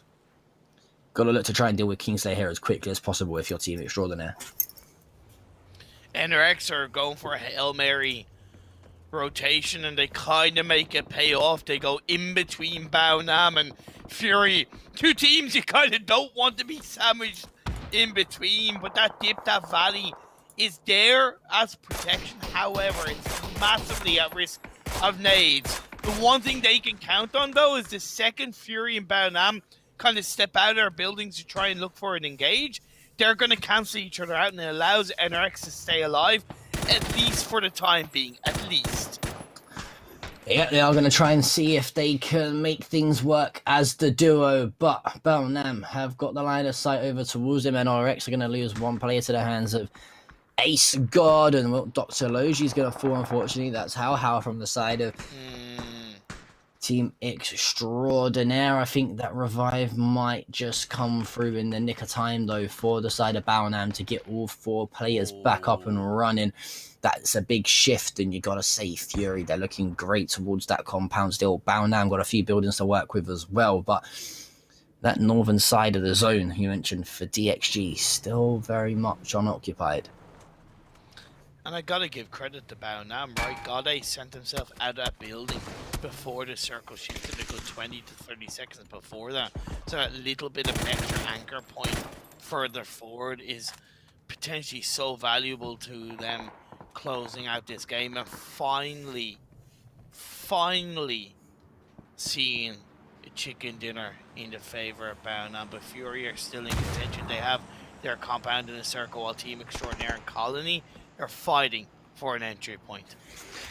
Yeah, let's see if they can find the kill to open up that entry point, as we are seeing our final 6 teams of NRX, Baonam, United, Fury, Colony, Team Extraordinaire, and DXG all left to play for. 20 players left as well. If you're the side of Division X, how do you go about trying to find these opening frags here onto Baonam? You got to say that's probably the team they got to try and deal with first if they can. They've got Godace and Zest so heavily advanced up close to them though, and I'm not too sure if they even realise they're there. I think Division X missed the mark though on not controlling that northern side a little bit more. Now they're in a bit of a pickle of a pinch where both Fury and Baonam to an extent have their number. The possible saving grace for Division X is Fury and Baonam engage on each other within RT and DX coming into the mix. Colony though, Team Extraordinaire in this fight is kicking off. Yeah, it looks like Fury getting involved as well. A few nades from Ronan. Insight finds one as well after Killer drops him. It's going to be Namshao who falls to the nade of Young B as well. So things finally starting to heat up here in the closing stages of this game. Number 18 here on Miramar. Papachulo going to be landing those shots. Wow. Killer finds a tag. Tricks there to trade. Can't find the other one though, as Extraordinaire are eliminated. And Colony, they are good for all the kills, and they should get that revive back on time. I want to mention something though, Zest and Godace, because they're so far out and split from their team, they might be caught in a bit of a tricky situation here, as they were getting shot in the back momentarily as they were trying to make their way up that hill. But Young Boy and Dr. Logi are in absolutely beautiful spots, right? So I understand what you're saying about Godace and Zest, but I think that backline support couldn't be any better from the rest of their team. Manpower will definitely come into the mix as the circle shifts down south on phase 7. Fury, so close to a chicken dinner from the PGC representatives from Australia. They have NRX in front of them. They have Baonam around them. They have Colony behind them. And they have DXG on the other side. Yeah, you got to say it's now. It has to be this game, right? If you're the side of Fury or Baonam, you must win this game. You certainly can't allow Colony to win or DXG. But if your chances for the AOC Masters is going to survive, it has to be now Flood. Or never. Flood finds the tag onto Zest with the mini 14. Going to drop him down to around 20 HP. And just taking a little look at our map here is 14 seconds before that phase starts to push in again. And well, for the side of Baonam, they're still in a very nice spot here. Godace still split with Zest, and you've got Fury still set up towards those compounds. And Fury don't need to, but they also don't want to massively commit onto either NRX or Baonam, because they are fully aware that Colony are behind them. That's why, for the likes of Ronan and Waikiki, they've kind of been keeping an eye very much on that eastern edge. Colony, though, they are trying to avoid it as much as possible. They have that 1-1 spread. Fury just need to be careful that they don't get backstabbed, that they don't get third party. Luckily for them, as Killer tries to make his way in, Division X Gaming are putting a couple of shots in the direction of Killer, leaving Alec the only one, at least for the time being, not spotted out by the members of both Fury and Division X Gaming. Yeah, I think if you're the side of Division X and Colony here, and with the 2-player disadvantage across the board to the other teams, you've got to try and let these other teams engage, and it's probably only a matter of time before the likes of NRX, Baonam, and Fury engage in some sort of 3-way engagement. So I think if you're them, you just try to pick up a few kills, just a bit scrappy, let the other teams do the work for you, and then exactly. There we go. Well, it's going to be Godace to find the first on to Nicel, so NRX down to just 2 players. I think that's a nade that comes through, should land, should hit. It's going to be Insight who cleans up that kill. So for NRX, they're like Colony and DXG now down to just 2 players, and for the side of Baonam and Fury, they've got numbers to spare. And look at this, Fury, 2 kills. When was the last time we saw them in the late stage of a game with only 2 kills? That's a good thing. I'm saying that in a credible way, right? This is the kind of gameplay and the kind of game that Fury know they can pull off and can show what they can do. I know they haven't closed out the game, but they have never been in a better position.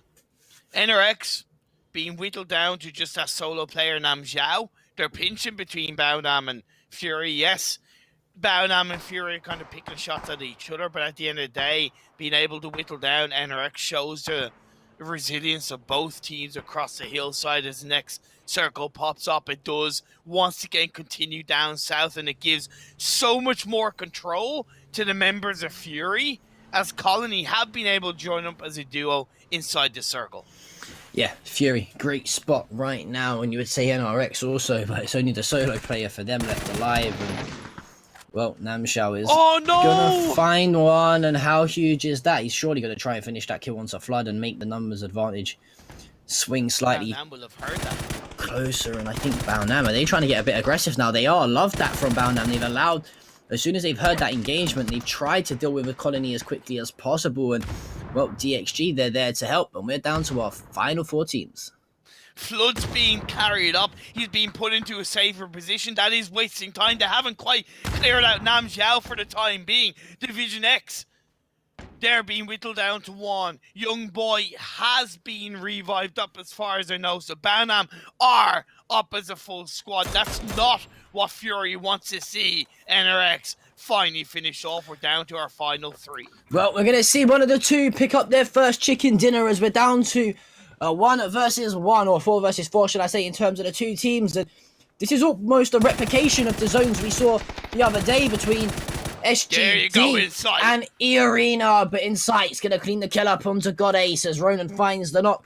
It's got a Baonam though, that's a Kobe. Yes, that's great from Fury. They found the knocks, they got to regress and try and find the frags. Nade, after nade, Zest's going to drop as well, so is probably Low G. For the side of Baonam, it looks like the squad of Fury, they're just too furious.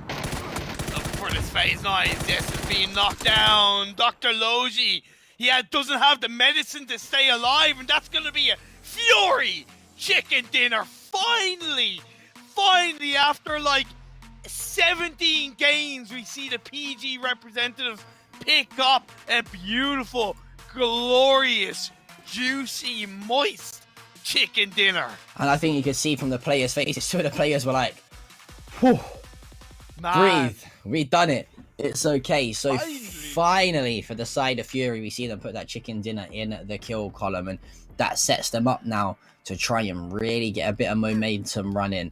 And it took them a while, Imperium, but you got to say it, an impressive and a tactical and a very well calculated win indeed. Yeah, 110%. Again, that little bit of circle look, of course, but you take that, and unlike previous games where even if they had the circle look, they would try to take too much at once in the late game, Fury were just that little bit more resilient, that little bit more held backing with, okay, we've got this, guys, and covering the backs, avoiding Colony, covering the front, picking off NRX, picking off Baonam players, that kind of thing, just suppressing Baonam.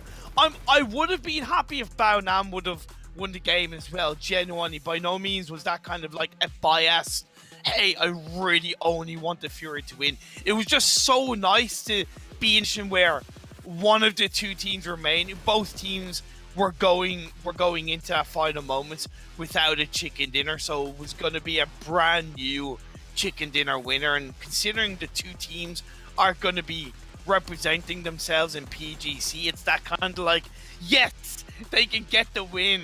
That's what we want coming into the month-long tournament. Yeah, and we mentioned, well, we're going to see a turn of pace and a change of pace from the sides of Baonam and from the sides of Fury. They've got the kills done already. They're leading the way still in terms of kills. Have they got what it takes to get the chicken dinners? And finally, we're seeing them put a few on the board. And well, for the side of Fury, that's doing a great world of confidence for them, and it really come down to how well they played those phases, right? They set up shop relatively early, they rotated well, they held the zone on the phase that they needed to well, and I mean, from there, you've got to say, Fury, you would not be surprised if they pick up another chicken dinner within one of our next 2 games. And that's the thing, right? You know, taking the joy of that first chicken dinner aside, his job is by no means done, right? You know, yes, that game will jump them up to, I believe, 6th place in the standings ahead of Made in Thailand because of the amount of kills that they have.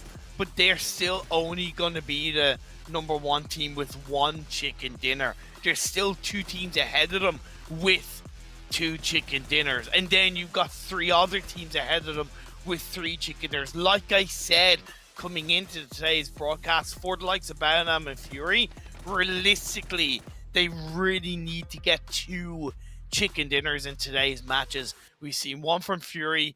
I'd like to see 1 from Battlegrounds in the final 2 matches, and maybe a second from one of those 2 teams. Yeah, it's going to be an intriguing affair to say the least, but we mentioned the leaderboards on the live standings. Why don't we go ahead and take ourselves a little look at how things look here at the halfway stage in day number 5. And, well, it's Division X joint top at the moment with 70 kills from the future just behind them, and followed closely by Bliss with 66. But look at Fury, man, up into 6, 93 kills, the 1 chicken dinner as well. And, well, for the side of Fury, you have to be saying, okay, we can most definitely do this. Yeah, of course. They know they can do it anyway, but it being physically shown between that chicken dinner, you know, ending and on the leaderboard is it's frankly poggers, being honest. I know, cringe, but I had to say it. I'm bringing in, you know, the words of another commentator, Maxman, that I commentate with. But yeah, the Fury are very, very happy. They can be very happy with what they've done in that previous game and how they can bring it into the remaining games of today. Yeah, we'll have to wait and see indeed we will, as we are going to take a short little break here at the AOC Masters 2021 PUBG, and we will be back, myself and Imperium, for that second map on Erangel.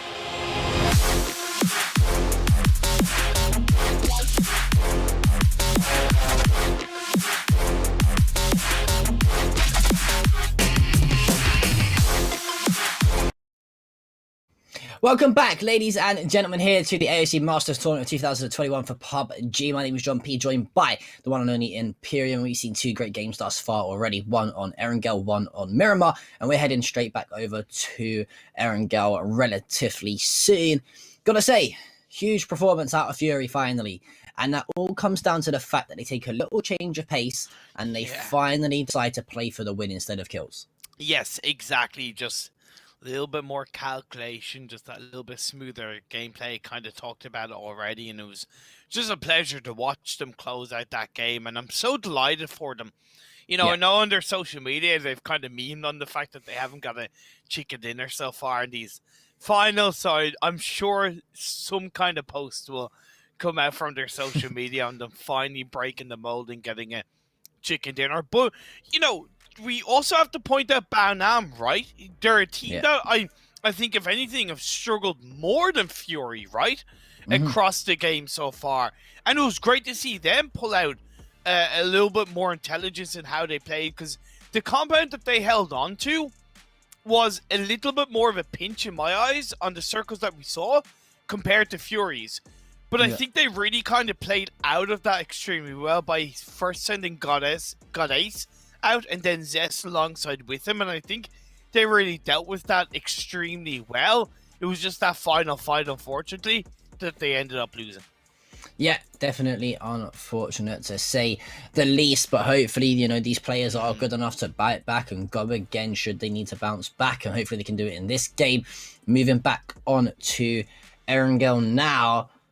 Don't know about you, but judging off of the phase ones that we've seen already on this map, just give me another military base or give me an island end phase. I want to see it. Let's go. I'm ready, but we're jumping back into Erangel. You know what? I don't want an island finish, reverse psychology, but I'd also love to see a city finish. Something like a Yasnaya finish, maybe Rozhok, maybe Pachinki. We haven't really seen any of these circles in Erangel involve the river, and I'd love to see that kind of, river testing the teams.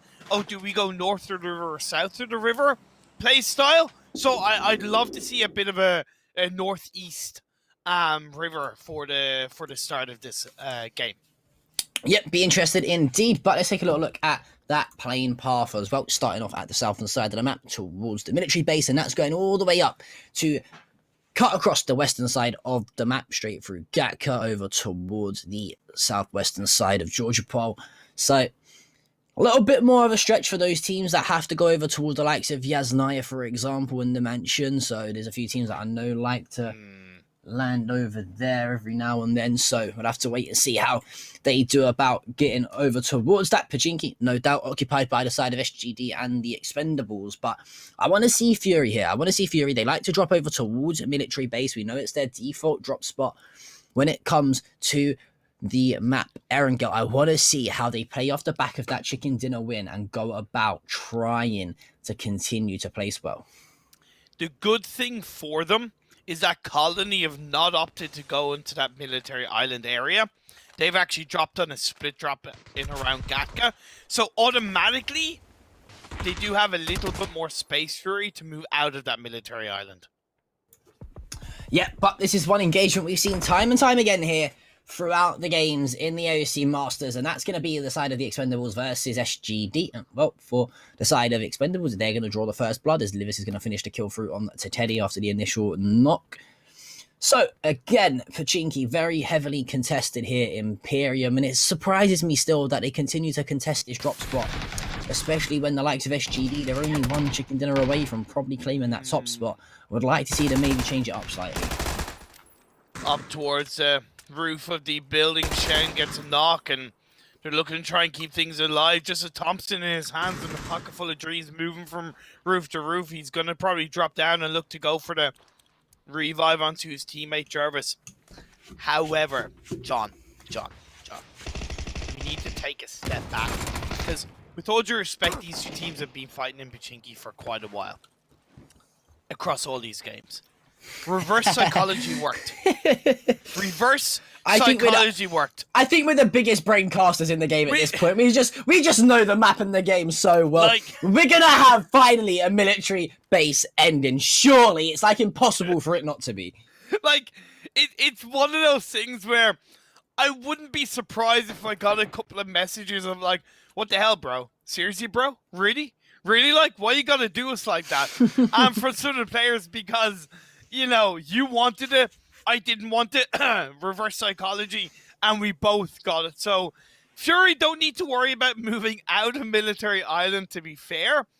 E-Arena will want to think about their descent into the island. They already have I Am Feroz inside the island as a bit of an anchor point, so that's really healthy. The rest of the team now starting to move away from the ferry pier, with Sissy and KM99 moving across the bridge. Lyrics is still just looting up the ferry pier area, but E-Arena have a great opportunity on this western side of the island to really control and dominate, pick up a couple of early kills. Yeah, well, we usually tend to mention at times, right, that for military base endings, it's only one or the other bridge that's usually viable, worth camping to try and find some kills off of. But I would say both bridges here very most definitely in play at the moment, as we are only obviously in phase one. As phase two starts to shift, we can see which one will most likely creep its way out of the the zone. But I mean, the likes of Bliss, they played the bridge camp fantastically well when we saw it in a previous day or so. Arena very good at that as well. But I want to highlight one team you mentioned, Fury, right? Not only did they come off the back of the win in the last game, but we saw a very similar ending to this yesterday. It wasn't exactly bang center of military base, but we saw Fury really struggle to handle the low ground. And it was the game that Arena won, I think, initially when it started to shift towards the power station, if I'm correct. Yeah, and Fury, it was more the fact of how they positioned themselves inside those circles yesterday that was quite tough. Whereas this time around, they have 2 players down by the docks area on the southern side of the island. So this military island phase 1 is so heavily down south, it does make that south side a lot more accessible. Yeah. And it also makes it easier for a team like Fury to control. What I appreciate is Myth and how they've rotated into the island. You kind of highlighted that the western bridge and the eastern bridge are technically accessible.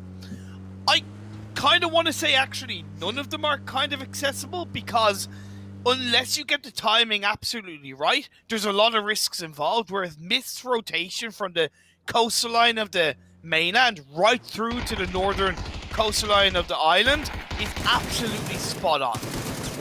Yeah, we are going to see the side of PBA. Well, we know about the struggles that they've had over the past few days as a trade for trade comes through. Monty's going to be knocked, no doubt. They want to try and get that revive as quickly as possible. It's pivotal that they stay alive here. All 4 players from the side of Team Bliss, but BBA, they are slightly further down towards the southern coastline of military base, and not with a shock there, as they usually like to play up towards that power station. I thought they played it fantastically well the other day when we saw them do that.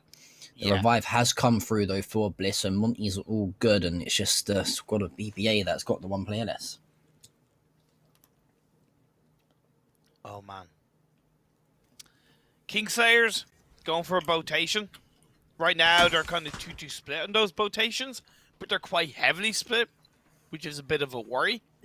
Fury are there on that south edge to greet them, but not in a good way. We're seeing Colony making their way towards the Ferry Pier Hill to maybe look for a bit of an entry point into the circle. Right now, E-Arena, which I agree with, are not massively bridge camping that western bridge, because I think they recognize that with the phase 1 being so heavily down the south of the island, that you are kind of cutting off your nose to spite your tail in trying to bridge camp that bridge. You're giving up the ability to control a much better area of the military island by trying to bridge camp. Yeah, and I like exactly what Fury have done as well. They've decided to hug that coastline a little bit more than try and get caught inside that military base like we saw yesterday. But, well, here comes the rotation from the side of Colony. You've actually got FTF and the side of Team Extraordinaire on the bridge at the same time here as well, on the eastern side. And, well, guess what? Baonam's going to be joining them behind. But you mentioned the Arena weren't technically bridge camping. It seems like they still want to hold this team of Colony off. Oh, yeah, definitely. They have people looking in that direction, but they're not focused on the 110% Division X gaming. DK, they're going to be coming in towards each other. Logfee got out of the vehicle, got back in and went, okay, wait, maybe I shouldn't be here. Takes a bit of damage, gets knocked, pays the price. Yeah, my boy going to find the headshot onto him out of the vehicle. Gakken trying to trade it back. Unfortunately, can't answer any shots there. A little bit disappointed with him there. Probably should have landed a few more tags at least. IQ 500's going to fall. DXG are going to fall. And our lobby leaders are eliminated pretty much early on. And that's a clean sweep there from the side of DK. They didn't lose a single player. Great from DK, because they're the kind of team that have tended to lose players early on, and that hurts their late game. But that was also a bit of a cluster truck of a fight. Let's be fair. It's like both of them were rotating. Division X made a big mistake by Logfee kind of getting out of vehicle, then getting back in, and the truck on the acceleration isn't really that good, so it hurts his ability to disengage, he gets knocked. Then in the fields, IQ 500 gets knocked, and in the end, it just goes horribly wrong. A game, that Division X game, will quickly want to forget. The blue zone is starting to close in. Colony have made their way across into the military island, but they're rotating deep. Yeah. Quite deep. Past the arena, kind of past Kingslayers. I don't disagree with where they're going, but there was a bit of a risk involved in that rotation. I think what it is it was sort of lucky as well, the fact that E Arena was so split as well, that he couldn't really team shoot together at the same time. Yep. Well said. Colony, though, slipping through the gaps in the defense of E Arena, and well, it pays dividend for them as they come out of it with themselves in a little bit of a better spot just towards the outskirts of that military base along that windy road. As well, Andy for BBA is going to fall as well. The rotation still coming in from PMA, and well, I don't know if it's Doomsday or not, but the side of PMA and NRX want to take things to the water apparently, as they're finding shots left, right and centre, and some great shots indeed. As you need to understand, these are some very hard shots to hit here with these boats going at full speed. Oh yeah, incredibly hard.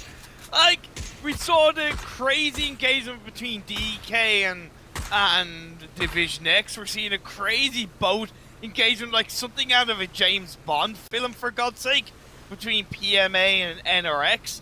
The phase 2 has shifted and it's gone over towards the northwestern side of the island. So that southern side is a lot less viable. It's a lot less focused. So we're seeing both PMA and NRX realizing, wait, let's just avoid each other and both take kind of away from each other and try and get into the circle in our own respective ways, and then we'll see what happens there. But E Arena's position is spot on. My only fear is that it's still, off the back of that phase 2 shift, only 2-2, and that worries me. That really worries me. Yeah, that split could really cause costly later on. It could either work to the best of their abilities and they find some great stuff and work out of it, or it really harms them. I think it's more likely to be the latter. Well, this is a bit of a similar replication to what we just saw between the side of DXG and DK, as both teams are forced to rotate and they're just going to be forced to take some shots. 2 knocks apiece, make it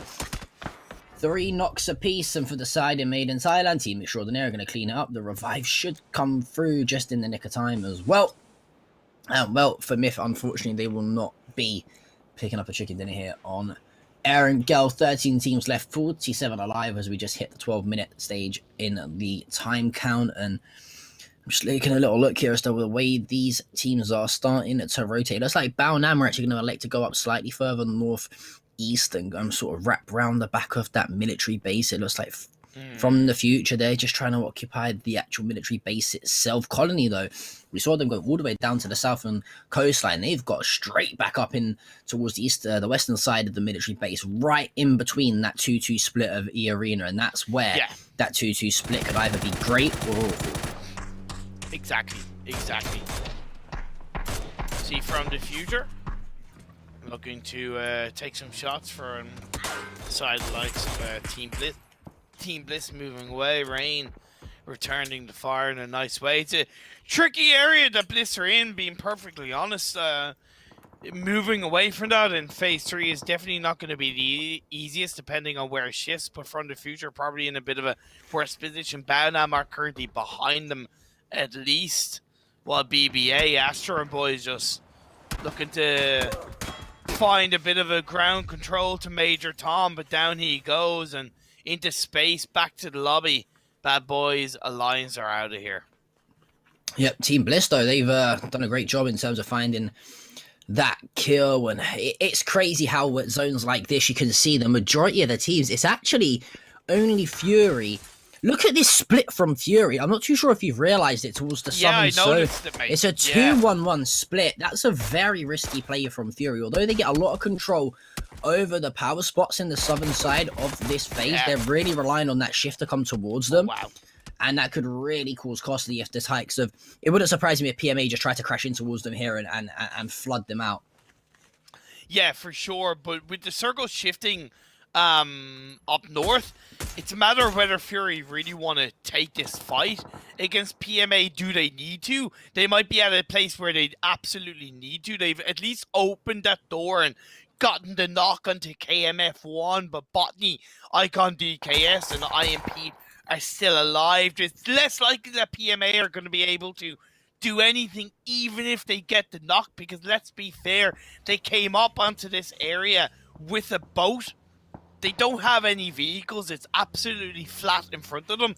If I were PMA, I would honestly, if it's possible, get back in the boat and rotate into another area on the coastline of Military Island. Because them surviving against Fury, unless they leave it very, very late, is going to be near impossible.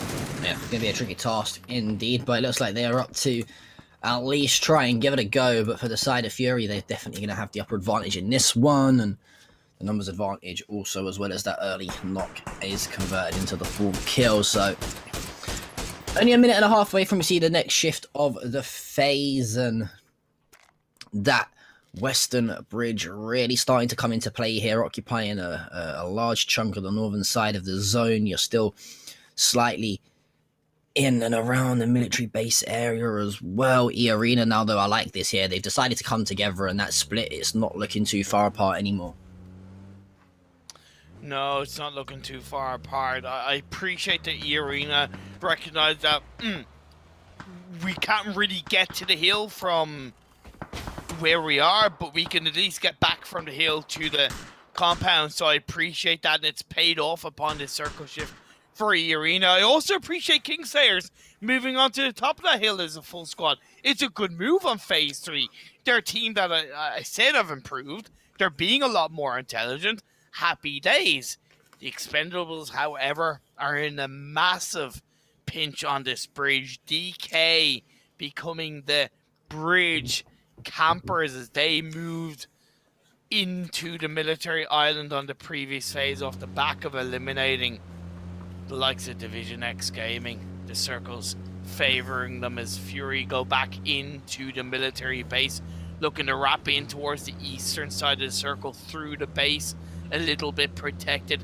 It's a longer rotation, it's a slower rotation, but by God, is it a pretty big brain rotation. Yeah, one big brain rotation as well. It's got a PMA. They've done exactly what you wanted here, Imperium, is yes, they've used that rotation to come from the southern coastline all the way to the western coastline and swoop in behind the likes of NRX and even potentially Balnam. But for the side of Fury, although they do take a little bit of damage in terms of the zone hitting, it doesn't matter for them though. They've got enough to work with to get back up to full HP. And there you go, E-Arena, bang center of the zone here as that phase drops. Is that a good or a bad thing for them though, Imperium? Yeah, it's a great thing for them. Honestly, like, it's absolutely spot on for them. They should be able to do absolute wonders. We've seen what E-Arena can do in these kind of circles, in these kind of games, and I've no doubt centering up, them being in the compound, happy days. Team Extraordinaire have gone for a bit of a bold push onto the compound across the road, and so far, no casualties, but E-Arena is certainly shooting towards them, while DK continues to bridge camp to the side of the Expendables. I'm not too sure if the Expendables are going to expect this as well, especially they're not going to expect Limitless to be so advanced up towards the bottom of that bridge. God Ace finds 1-on-1, nice L drops Icon, and yeah, I don't think them two teams are going to know that they're actually so close together, but two teams that know that they are close together, though, are the sides of Team Extraordinaire and E-Arena. E-Arena, you'd say, definitely in a nice spot here, provided, I mean, the only thing I can think is if that shift heavily takes it away from the center of where they are, and they got a bit of a rotation on, but PM8, they're going to fall out, unfortunately, in 12th spot via a couple of grenades. And for NRX Esports, they got to try and deal with DK. Yeah, they do. I appreciate what PMA tried to do, really, I do. I think it was a safer of the two rotations. Unfortunately, NRX had put themselves in a good position themselves across these circles, so they deserve credit for that. We're able to help clean up the side of PMA. The Expendables pushing in, they're down to 2 across the bridge. You have Kingslayers wrapping down towards the underside of where they hold on to, looking to push back NRX, but they have Baonam right behind them. Yep, indeed, and that's probably one team you don't want to be stabbing you in the back. It's one of the best teams in the event thus far, and that's going to be Baunam United, as there you go. The engagement starts to happen. It's going to be a nade onto the feet of Jason as he falls. Isu being tagged up relatively hard as well. And this is an awful situation from Kingslayer. It really is not a bad nade, no, so that will force Young B to just scamper his way across the field and survive to see another day. But if you're the squad of Kingslayer here, you're really, really dancing with the devil. Yeah, that angle from Zest is absolutely perfect. Covering and dealing with the edge of the blue wonderfully, pushing back. Kingslayer's one by one, and Molly gets thrown out, and another one behind the rock, knowing exactly where they are. Young boy is out, and Kingslayers, they're wiped out of here. Really nothing they could do, but cleanly executed by Baunam. Yeah, fantastic stuff from Baunam. And well, for the side of them, they now turn their attentions to the squad of NRX. There's a few kills come through. Nice Aldo trades it back as Limitless, and Zaichu's gonna fall. For Baunam here, though, you got to try and deal with these solo players and the duo players over towards the western side of the map if you can. It looks like they want to try and edge in. It looks like they want to try and edge in towards the western side, just above where E Arena are. There's a little bit of a hill here, so exactly. They've got to try and deal with these solo players and make sure like there's no mistakes that are made. For sure, and that's the thing. They can't just brashly push on towards that hill because it's high ground. It kind of becomes a bit of a target. There's not too much hard cover. The good thing for them is that they have a few vehicles to play with, but sticking on foot for a little bit of time, grabbing a solo kill here or there is so valuable for Baunam, setting themselves up really comfortably for this late game. And that's why I highlighted E Arena not bridge camping in phase 1 or not prioritizing it, because we saw DK hold on to that bridge camp against the likes of the Expendables for quite a period of time, and that only allowed them to get picked off later on because they didn't prioritize the position further in towards that military island, and NRX took them out. Yeah, well, Zest's actually killed himself with a grenade somehow. Not too sure how that's happened, so we don't talk about it. trying to make other players' lives a little bit easier. The side of Bliss, though, they're unfortunately going to fall. It was from the Future and Fury that combined to take them down, and for the side of NRX, close. They're going to be eliminated too. Close. How is he not caught one of these nades to the face yet? Luckily, using the hard cover container to his advantage. Colony could come into play on that, by the way, as the next circle is popping up in the next 30 seconds. Baunam looking to clean up the expendable shots towards the smoke. Dukshui is coming on in. Jun can do nothing about that, and Baunam clean that up. Yeah, love that from Baunam. Very, very solid out of them. I mentioned that you've got to try and deal with these solos and duos over towards the western side of the map. They've done just that. But I want to highlight something that I absolutely love from Fury here. They sent Flood off on a huge split to play that anchor roll towards the northern side of the map. And what he's pretty much said is, hey, guys, we're cool here. We're chilling. We got a nice little mountain and sort of ridge line to work with. You guys stay there. It looks like Inset's going to slightly play further towards the northeastern side as well. But that is not what they wanted, though, unfortunately, for Flood. But nothing too much to matter, though, because at the moment, the squad of Colony and Free from the Future, they look like they could get in a team fight. If Fury third party this perfectly, they're going to have this all southeastern side to themselves.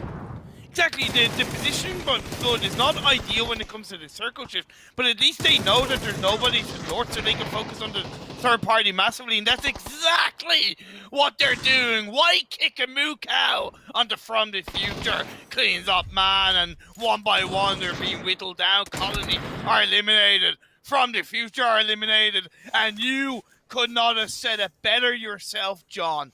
Fury, third party, like the boss asses they are. Yeah, they play absolutely fantastically. I absolutely love that. And we've seen it time and time again throughout the event, right? That people just haven't got their third parties correct. And what does that now do?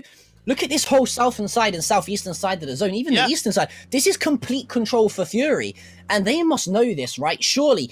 But what I love is the fact that they're still going to stick in a 2-on-2 split. They're going to allow Waikiki and Makukau and Insight to go and get the information over towards the northern side. They're going to allow Flood and Ronan to play that anchor role towards the southern zone, but I think they might have taken a little bit too long. And it looks like Battlegrounds, they're going to go ahead and pick up this compound. Well, I don't think Fury want to go for that compound because it is on the other side of the circle, and with E-Arena and the side of Team Extraordinaire being so solidified, it's a risky position to play. But I like the fact that you pointed out that Fury are moving around, trying to get a bit of information here, bit of information there, take advantage of the hill that they have around them coming into the next circle. We're 1 minute away from Phase 7. The final 4 teams that are left up in this lobby, it is 4v4v4v3, so some really kind of clean team fights that could happen. However, they're also in positions where they can kind of third party each other, especially if this Phase 7 kicks them all in the face. Well, this is going to be you remember back in school when you used to do chemical reactions or whatever in the science lab, you used to put the vinegar and whatever it was, and then boom, a volcano's made. That's exactly what this four-way engagement is going to be like. As soon as someone sprinkles an inch of a gunfight anywhere, the collapse from all the other teams and the third, fourth parties will probably come through, and it will be like a domino effect. The only team that will probably try and stay away from that is Fury. It looks like they're trying to hug the edge of this eastern zone as much as possible, but you've got to think for the likes of E-Arena, Team Extraordinaire, and Battlegrounds United, they're probably going to get... Oh, look at that for a shift, though, for Battlegrounds. It's the best for Battlegrounds, but there's a little bit, if I'm not mistaken, there's a little bit of an underside on the very southern edge of the circle that Fury can rotate to. However, the timing of that rotation is incredibly difficult. I would argue they are better off waiting until like the final second to make that kind of rotation. You want to see E-Arena, Team Extraordinaire, and Battlegrounds get a little bit focused on each other before they make that wild southern rotation. Oh, the squad of Team Extraordinaire look like they're going to have to full send the crash over towards the side of E-Arena, and well, it's going to be Faros to open the affairs here as Trick, unfortunately, not got the best of Hot Wheels these days. As he flips the car, he dies, unfortunately. There we go. Battlegrounds! Oh my god, they've gone huge. God, it's Dr. Logi. They found 2. Ronan there as well, last alive. The molly's going to come through. That'll probably land as well. Is it a 1 versus 1 here, I think, between Battlegrounds and Fury. No, it's 2v1. It's 2v1. Battlegrounds have got the kills. Somehow, they've got to try and pick up this other player, though. It's a 2 versus 1. The Expendables have actually come back, and, well, they've dropped E-Arena in. I told you it was going to be a domino effect. It was going to be a series of unfortunate events. And, well, let me tell you right now, we're pretty much down to a 1 versus 1 versus 1 versus 2. Yeah, and I said that the timing of the rotation needed to be pretty on point for Fury. I think it's a tiny bit too early, but I appreciate the commitment to it as E-Arena are eliminated. Team Extraordinaire keep themselves up as a 3-man squad. What a turnaround for Team Extraordinaire. Yeah, I want to mention, though, Fury, they managed to grab one of the revives as well, though, before the full kill come through. This could be the first back-to-back we've seen here in the tournament thus far, and that will do absolute the world of good for the side of Fury, or really put them back into contention going into tomorrow, the final day worth of games. And for the side of Battlegrounds, it looked so good, but it was still so far. And if you're young B, surely you got to try and grab this revive as quickly as possible. I know you've got the players around you that you don't know where they are, for example, but you better have to try to fight. This is going to be so hard, as God Ace does eventually fall just in the worst of times. Young boy! There's no way. Out the window. He's down the first! The backstab! He finds the backstab! That's made things interesting now, because it's a 2 versus 2, so numbers no longer in favour of the side of Fury. Expendables versus Fury. One thing to note, the winner of this have already got chicken dinners on the board, so they'll just progress themselves even further up the standings. There's the first knock. There could be the second. It's Insight down to 11 HP. The collapse on to the building surely has to come from the Expendables now, and they're going to elect to throw the nades through. The revive will be put through. Never mind. What? Oh no! It looks like that. Is that might be game. Insight, is he going to get it off in time? He does somehow. 13 HP. A dream. He's run straight back. And what are you doing, Insight? Insights run straight back into the molly. Team Extraordinaire are going to find the chicken dinner. And oh dear, that is not going to be wanting to watch back from Insight there. Insight? What the... No! Oh my lord. What a game. What a game, John. Like, oh my god, what a game. Like, I gotta give credit to Team Extraordinaire. Fully deserved it, because when they made that push onto E-Arena, it was honestly the only play they could make, right? They were either going to die or be... They were either going to live or be killed trying, right? And you can only respect that. The fact that they were then able to survive as a duo and turn it around off the back of them being the first to suffer a casualty against E-Arena is big stuff indeed. But Fury, they wasted quite a lot in clearing out Battlegrounds. Unfortunately for them, they lost Ronan off a really clean play from my boy, like very clean. They had have had that extra person, like you said, the advantage could firmly have been in the favor of Fury.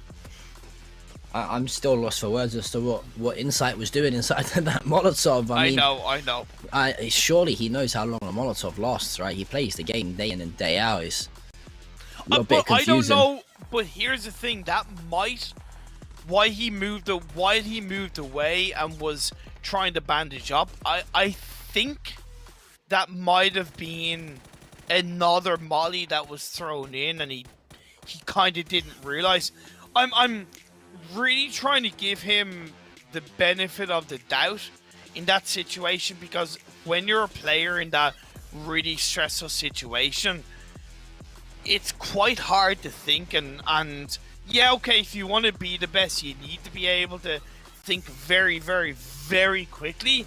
But we're human, right? And that kind of mistake is going to happen. It was just... it was obviously hard to watch.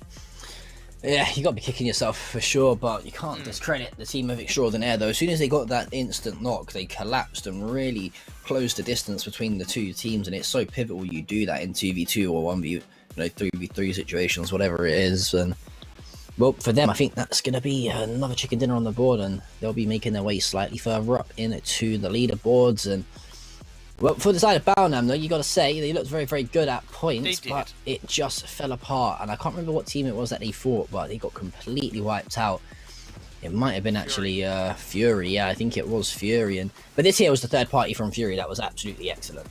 Yeah, it was on point. It was absolutely fantastic and integral for Fury, holding on to the East and giving themselves the space to push in on the Battlegrounds upon the next circle or so, and just clean play from Fury, picking up a couple of kills was absolutely spot on. And it's also ironic that when we saw that phase 7 shift, that the two teams that were initially outside the circle upon that phase 7 shift ended up being the final two teams surviving. That's kind of crazy, and it's nothing against like both Battlegrounds and E-Arena, but it just kind of shows that, you know, circle look is kind of there, but it's not the most important thing in the world. Yeah, I think you know, we mention as casters a lot, analysts, that sometimes you've got to get a little bit lucky when it comes to the likes of the circle, but you can sometimes try to predict it. But well, here we go, and this is how things look heading into our final game of the day from the future at top spot, followed by Division X and Bliss, or three, should I say, rather, on 3 chicken dinners. Closely behind them, Team Extraordinaire have just put their second on the board. They're just creeping in 5th behind the 4th place spot of Xiaoji Dui, and in 6th, it's E-Arena with 2 chicken dinners and 84 kills. Oh man, so good. Credit and fair play to Team Extraordinaire, that chicken dinner getting them up to 5th spot on the same kills as E-Arena, but obviously the result from the previous game is the tiebreaker, and that's what leaves Team Extraordinaire. And Team Bliss, you know, they're good with the amount of kills that they've got. 69, my favorite number, but it is holding them back from being in first place by not being as aggressive as they maybe need to be in these games. And that's where, you know, you start to see the shift in the meta and the play styles and the adaptation from a lot of teams. Team Bliss, they kind of need to be more aggressive. They really need to realize and recognize that it's not going to be as easy entering those circles from now on. Yeah, we'll have to wait and see how these teams get on in that final game, which will be on Miramar. Me and Imperium will be back after this break.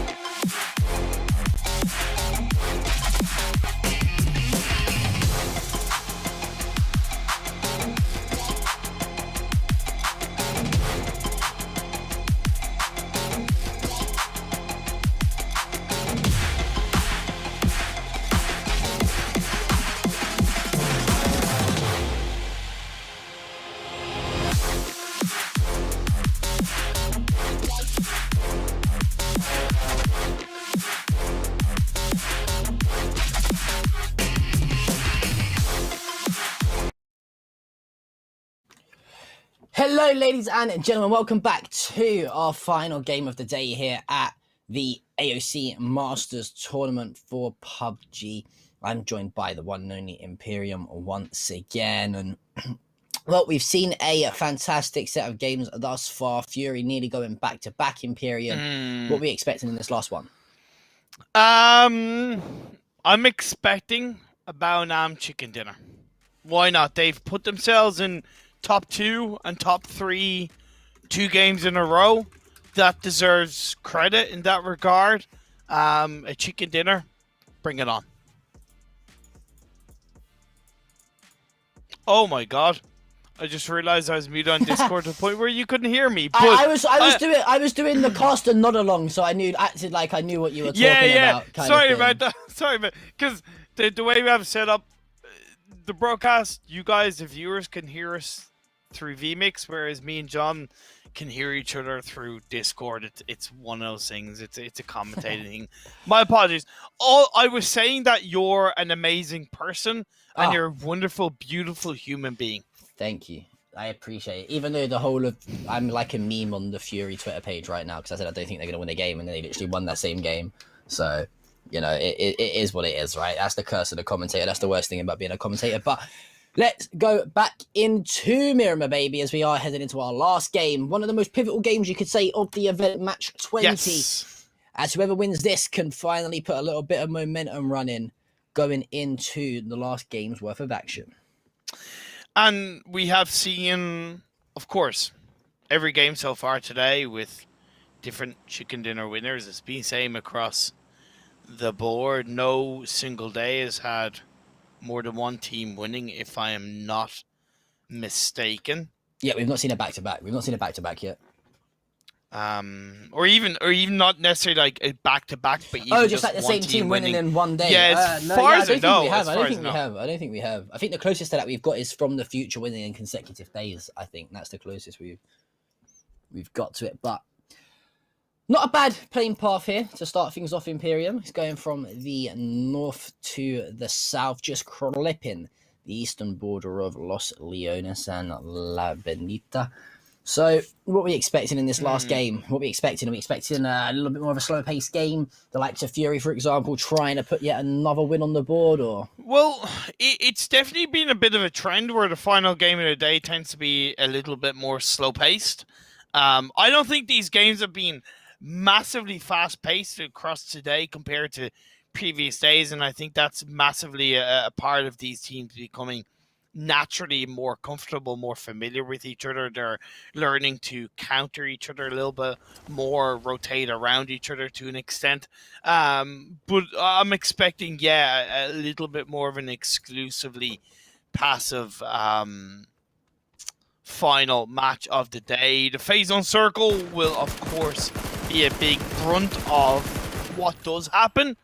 As Fury, White Kick, and Moo Cow trying to take a couple of shots on towards one of the NXR players, or at least 2 that are floating down below from them. And NXR with a big split outside of Los Leones, a risky split as well, to be perfectly honest, and they might end up paying a big price for that as Iranic is knocked down at the hands of Flood.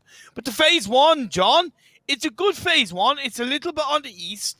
Just to put it out there, the island is in play. I'm just putting it out there. No, it's not gonna be an island end game. No, it's not going to be an island end zone. It's totally not going to be an island end zone. Nudge, wink, wink. But I really like this kind of circle on the eastern side of the map. Yeah, it's probably we've seen this sort of similar zone over the past few days or so, and it's probably made for some of the best sort of viewing places. There's a lot of ridgy and rocky cliffs around, those big mountains as well to play off in and around, where just above, just underneath where the likes of the Expendables are and PMA also. It definitely makes for a good viewing pleasure as well. But there is still obviously a lot of time left in this game, and RX are going to lose. Unfortunately, one of their players early on to a knock. It's not been revived just yet, not been confirmed, so time will tell if they're going to get all of their players back up into this one. But These are our current leading winner chicken dinners, you could say, off the back of the last game, looking to try and go one better and take the overall live standings top spot. And for the side of NRX, that kill does get confirmed, and it's going to be Flood to open the picket. Say, open the floodgates. I Anyway, like it. Yeah, I like it a lot. Thank you very much. Thank you. I said I'm here till tomorrow. I'm here all week. PMA are naturally and automatically good spot dropping in Impala, John. They'll be able to use that. They already have started a bit of a spread with KNF1 kind of being a bit of an anchor point to a more central phase 1 position. Junkyard and the kind of Minas Generalis hills are going to be quite valuable. And then the south part just north of Porto Priso are so good to hold on to in this kind of phase 1. Again, similar to the first Miramar game, even though it's not as heavily to the east, the north and south side of this circle are just great to be able to play around and move into the phase 2, phase 3. Yes, we are going to have to wait and see how those phase 2, phase 3, and even phase 4 start to take shape, as we'll see those shifts come into play very soon, about a minute until that blue starts to creep its way in towards these players. And I'm just thinking in terms of across the board in the Miramar games that we've seen, what teams have impressed me. The likes of Arena come to mind. You could even throw the likes of Team Bliss in there. Fury played quite solidly on this map. They obviously picked up the win on it. Even Made in Thailand and Colony. Would you say, are there any teams here in this live standings that you could sort of bank on not winning the event? Oh, on not winning the event? Yeah, like, right, because I think if you look at the live standings, anyone inside the top 10 you could probably say still is within a chance, right? Yeah, I would say PMA downwards, because you, even though BN don't have a chicken dinner, you really can't count them out. You can't. They're playing in PGC. To count them out would be just honestly kind of stupid. Even though, don't get me wrong, a team is only as good as how they're currently playing. It's PGC, like, right? It's just, no. You just don't count them out. But PMA downwards, I just don't think those teams have showed enough fight, enough improvement, enough of an evolution, despite me crediting the likes of Kingslayers on how they have improved. Just not enough to be able to get more than maybe one chicken dinner. When you have like the top 2, top 3 teams getting 3 chicken dinners and there's only now 5 matches left, that becomes so much more difficult for those teams. It's a good question you asked, though, John. Yeah, it's always hard. I mean, because PUBG is such an unpredictable, game. Battle royales in general are so unpredictable in terms of it only takes think about it logically. Even if you look at BBA, who are bottom of the standings, if they win 4 games in a row, they win the competition, right, with the least amount of kills. So it's always never say never in the game of Battle Royale and PUBG in particular, but I do agree with you. Anyone below PMA, I would say, is probably a very much a long shot. I'd even probably try and I'd probably say anyone below Fury, to be honest with you. Yeah. I think Fury out of the teams with 1 chicken dinner are probably the only team that could pop off and probably get a few in a row. Like, if this was the super settings rule where placement points and kill points came into the mix, I would have a much different story to tell and a much different answer. But with how the rule is in place of it's the team with the most chicken dinners, unfortunately there has to be a much harsher cutoff point. I tried to take the attitude of it's not over till the fat lady sings, it's not over till it's actually over. But this rule set does make that cutoff point just so much more obvious. DK, in a bit of a 3-1 spread, looking good outside of La Medina. This kind of compound is great for phase 1 because it's very flat around you, so they're able to really throw out a shot here, throw out a shot there, maybe suppress and manipulate a little bit of traffic around them coming into phase 2. So if it shifts harshly away from them and they need to reposition quickly, it's a lot easier for them to do so. Yeah, and I feel like we don't see teams do that enough as well. I feel like sometimes teams will just bank on themselves being good individual players or a good team based off the rotations, but sometimes it's good. It's just good to try and expect the unexpected and get slightly set up or predict the rotation sooner rather than later. But for the side of Fury, their split right now is pretty perfect, to be totally honest with you. You've got 1-2-1 split with working Macau over towards Los Leonas, flooding inside, just lurking outside the northern side of it. You've got Ronan over towards the sort of ridge lines as well. Yeah. This is a very nice split here. I like this a lot. It gives a lot of control to the side of Fury over this sort of south side of the map. Why kick him Mukau? He is rotating because I think his position in Los Leones was honestly quite useless. So him getting closer to what seems to be kind of insight now is a lot more valuable. Maybe Ronan, to be honest, to make a bit of a 1-1-2 with 2 in the front line. But overall, I definitely agree with you in terms of Flood's position towards this phase 1. Team Bliss are in a pretty good spot on that northwestern side outside of Junkyard. It's a great spread to hold on to. They have Bad Boys Alliance in front of them, but you can see that Bad Boys are a little bit more heavily spread and they're only joining these lobbies as a 3-person team, which is a bit of a shame. So Team Bliss should be able to control them in a bit of a solid way. The only thing that Team Blitz, of course, need to worry about is the teams to the west or the southwest of where they are, like the Expendables. Maybe a team wrapping in behind them, such as Division X or Colony. I think Colony's a team that we mentioned and highlighted many a times that usually play consistently well. Their rotations aren't too bad either.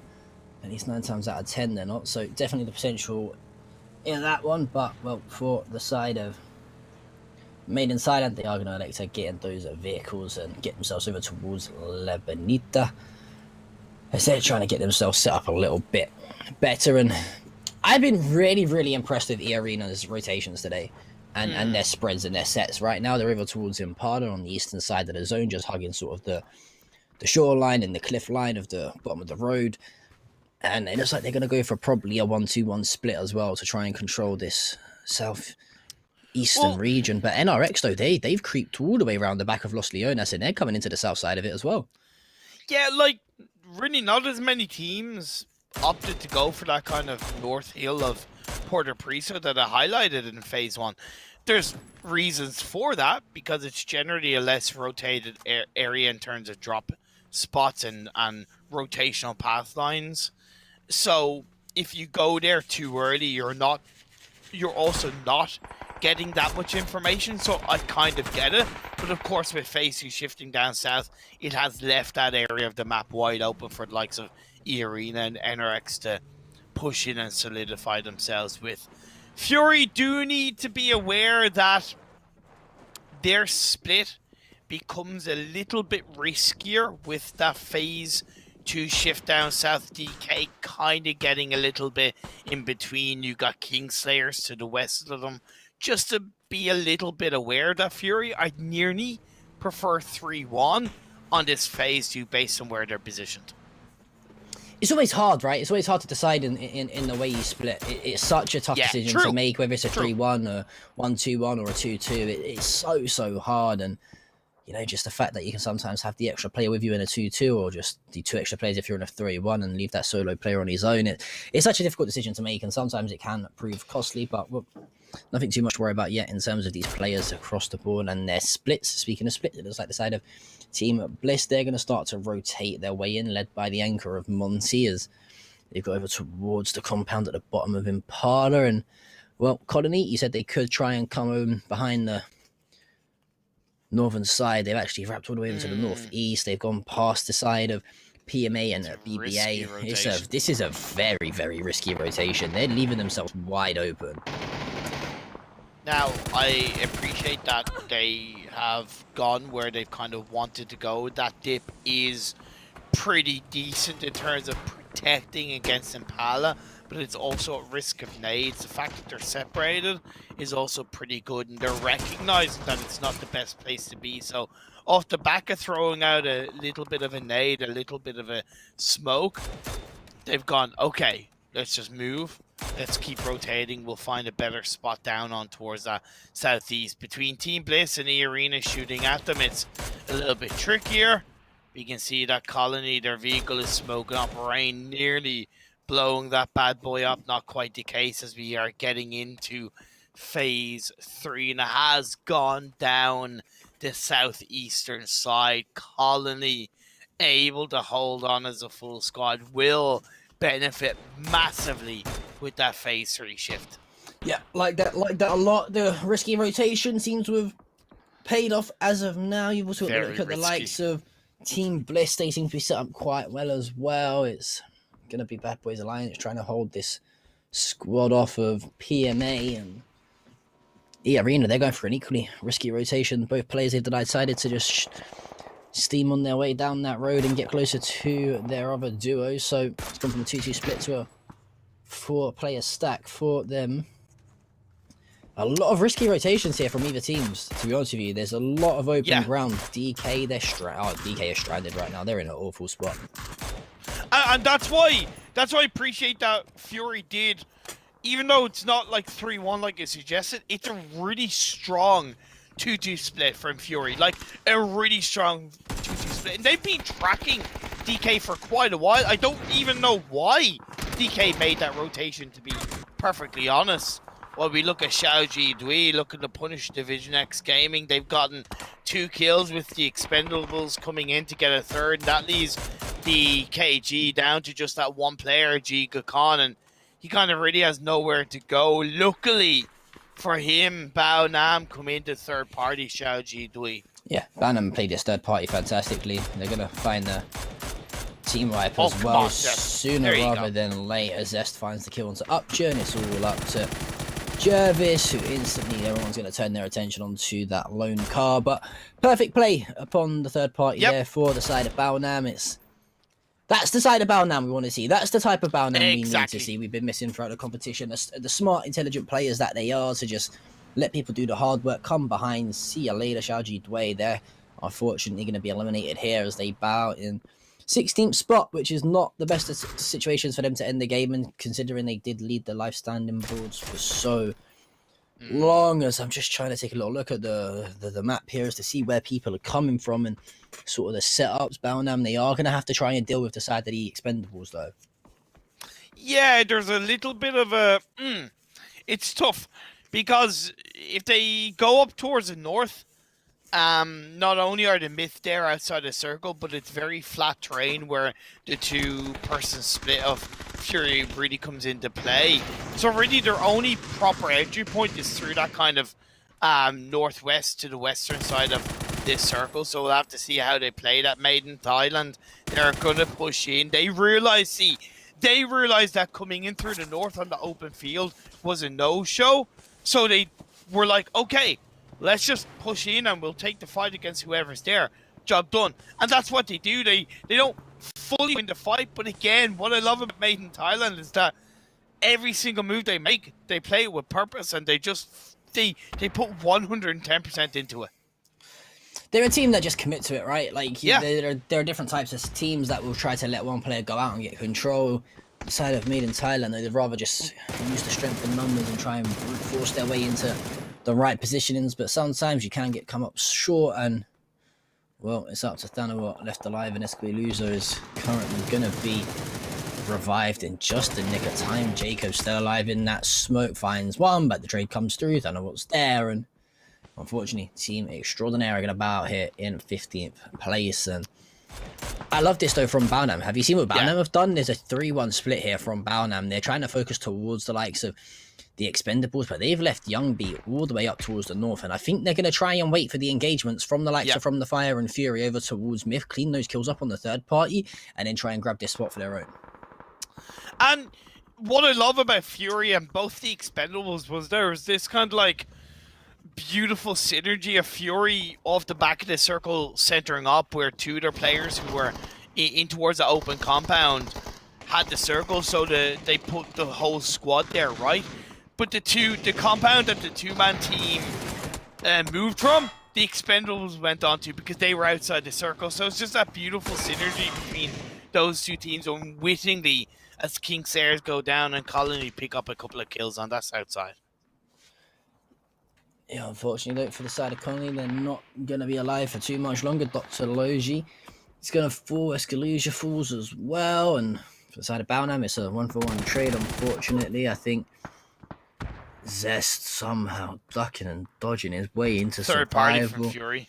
Yeah, this is great. It's great third party and from Fury, and it's something we saw them do successfully well in the game that they won on Miramar, in terms of knowing where to push and when to push. And they've gone for a slower pace style of game now, which I think is starting to suit them slightly more, because these people, this team of Fury, they're already on 102 kills. Yeah, it's wild. It's actually wild how many kills they have. Like it's kind of disgusting.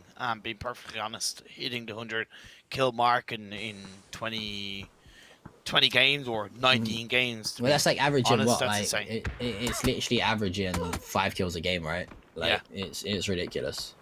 Yeah, 24. Yeah, it's actually ridiculous, like disgustingly ridiculous.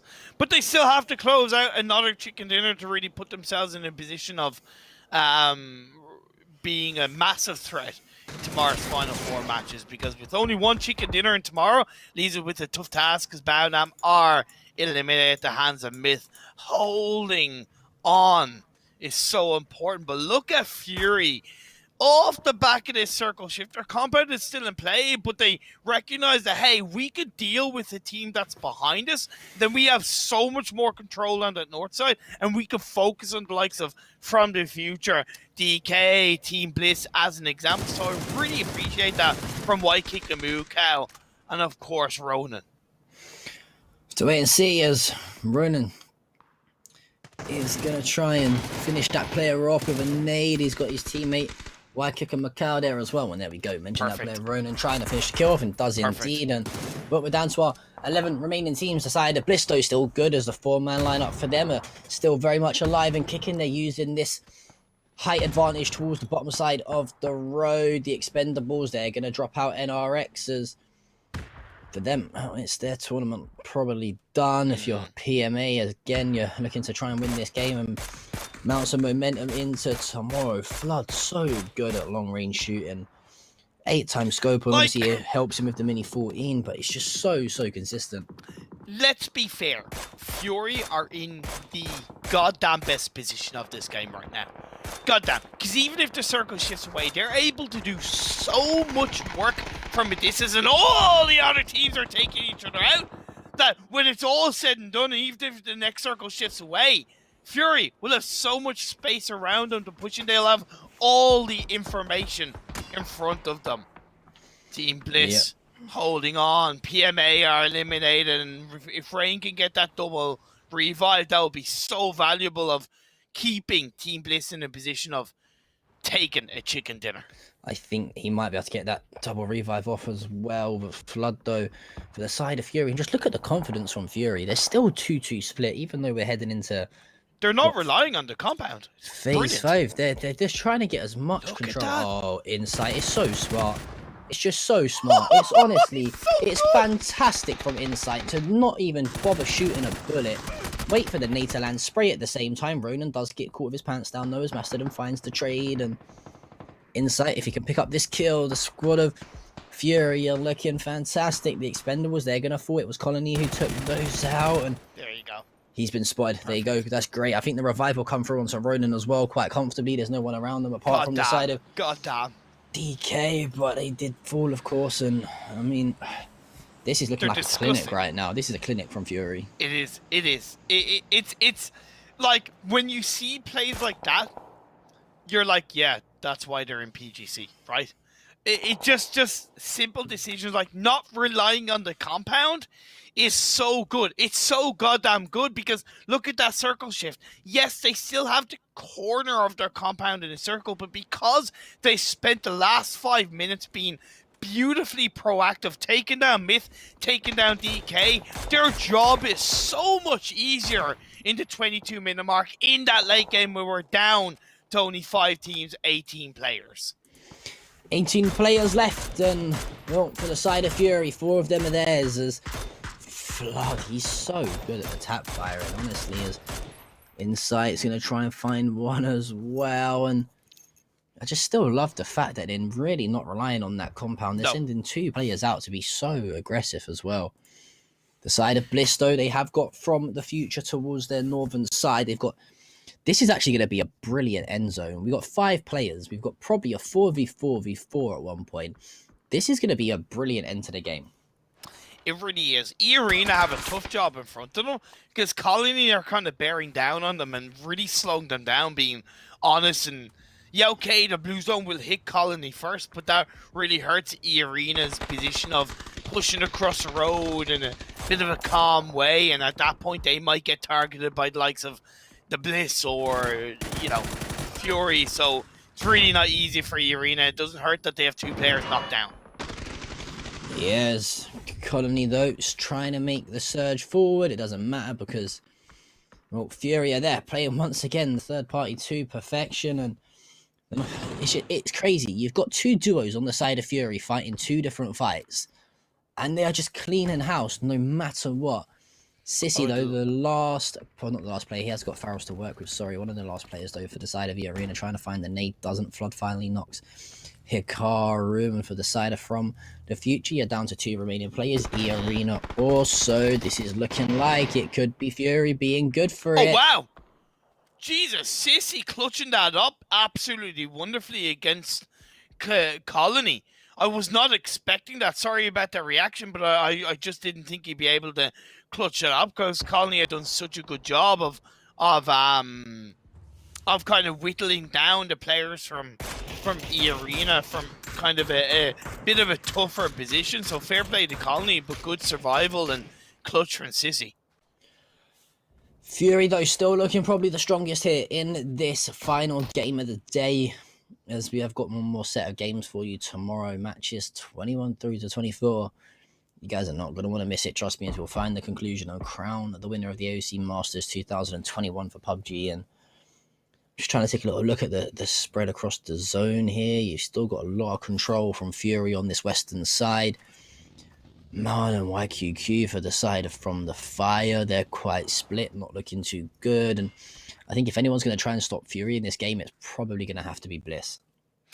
Well, this circle shift is perfect for Team Bliss. They couldn't ask for a better shift because they can play that Rage spot on. Fury do have a bit of a tougher task now. Ronan and Whitekick and Mukau do move a little bit more forward because there's a kind of lower dip, but let's be fair, E-Arena are holding them back.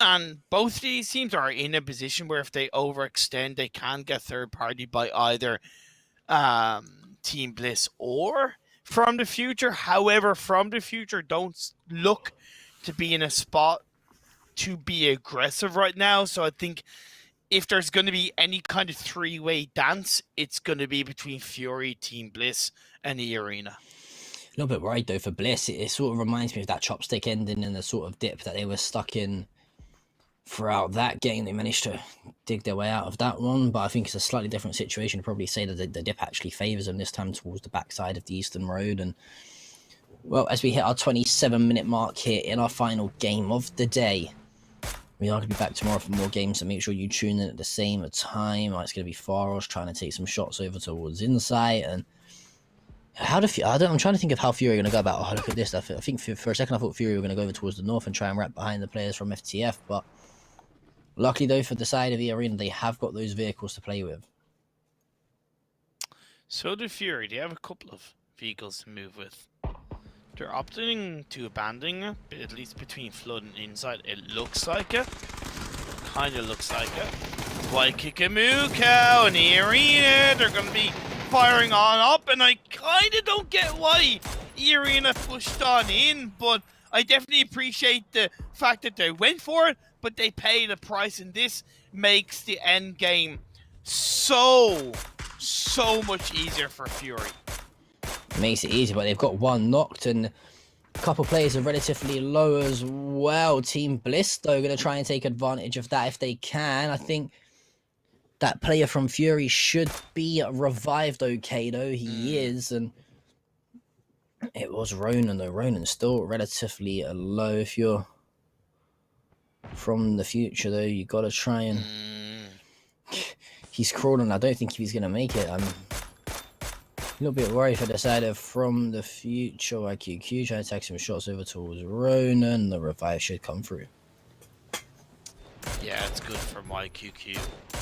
That's going to be a couple of knocks from Y kicking Mukau onto Team Bliss. Team Bliss knew they had to move around, and their only real viability is getting the fight on towards the members of From the Future. There's that tiny bit of a hill that they're able to move around, but the casualties have been suffered. Flood gets one knock onto the members of From the Future. It's just Man left on his own.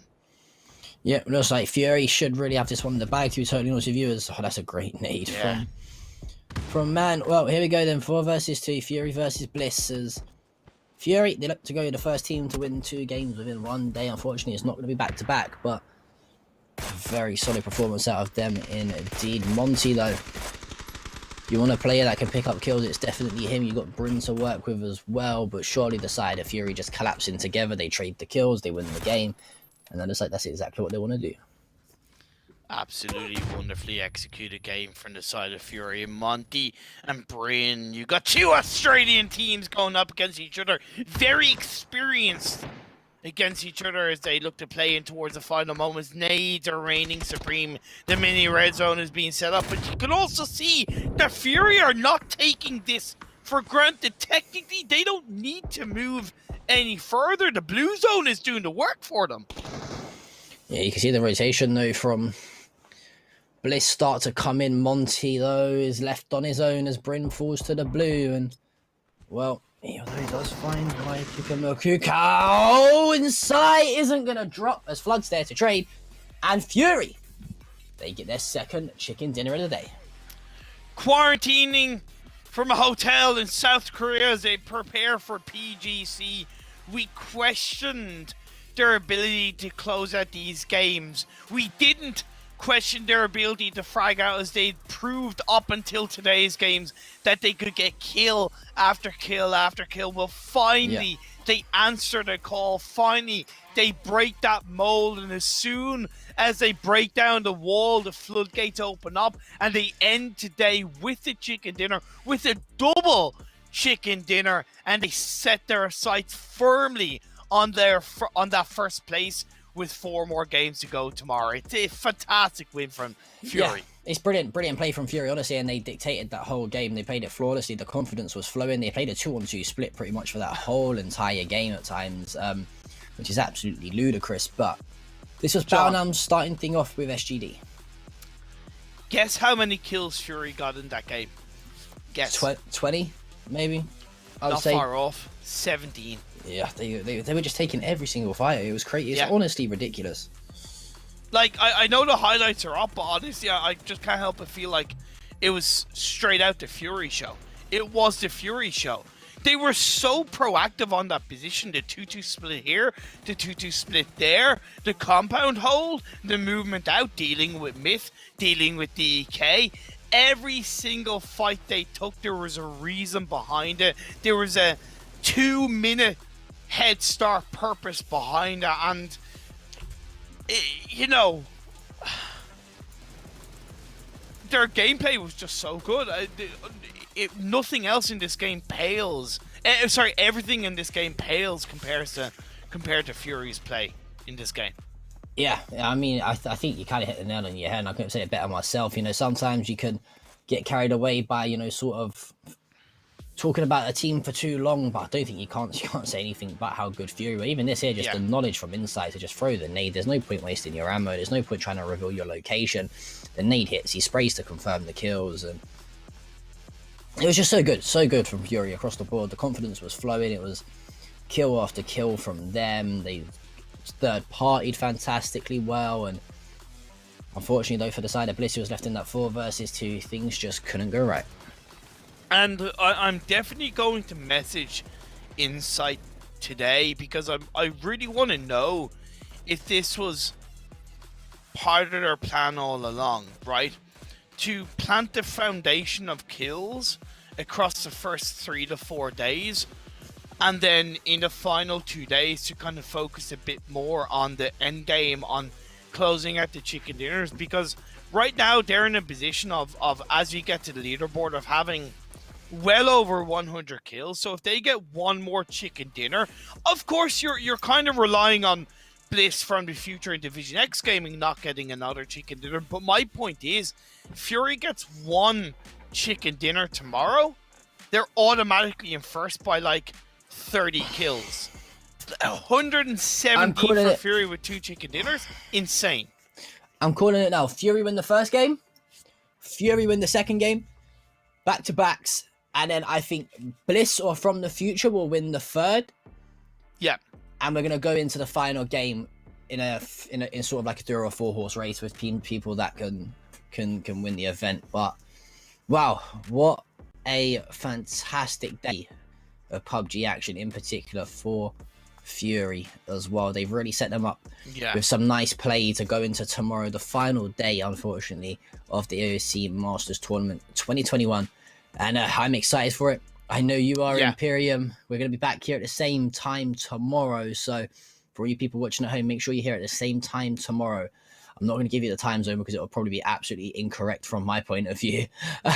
Same time, same place. Basically. Same time, same place. Me and Imperium. We'll see you tomorrow.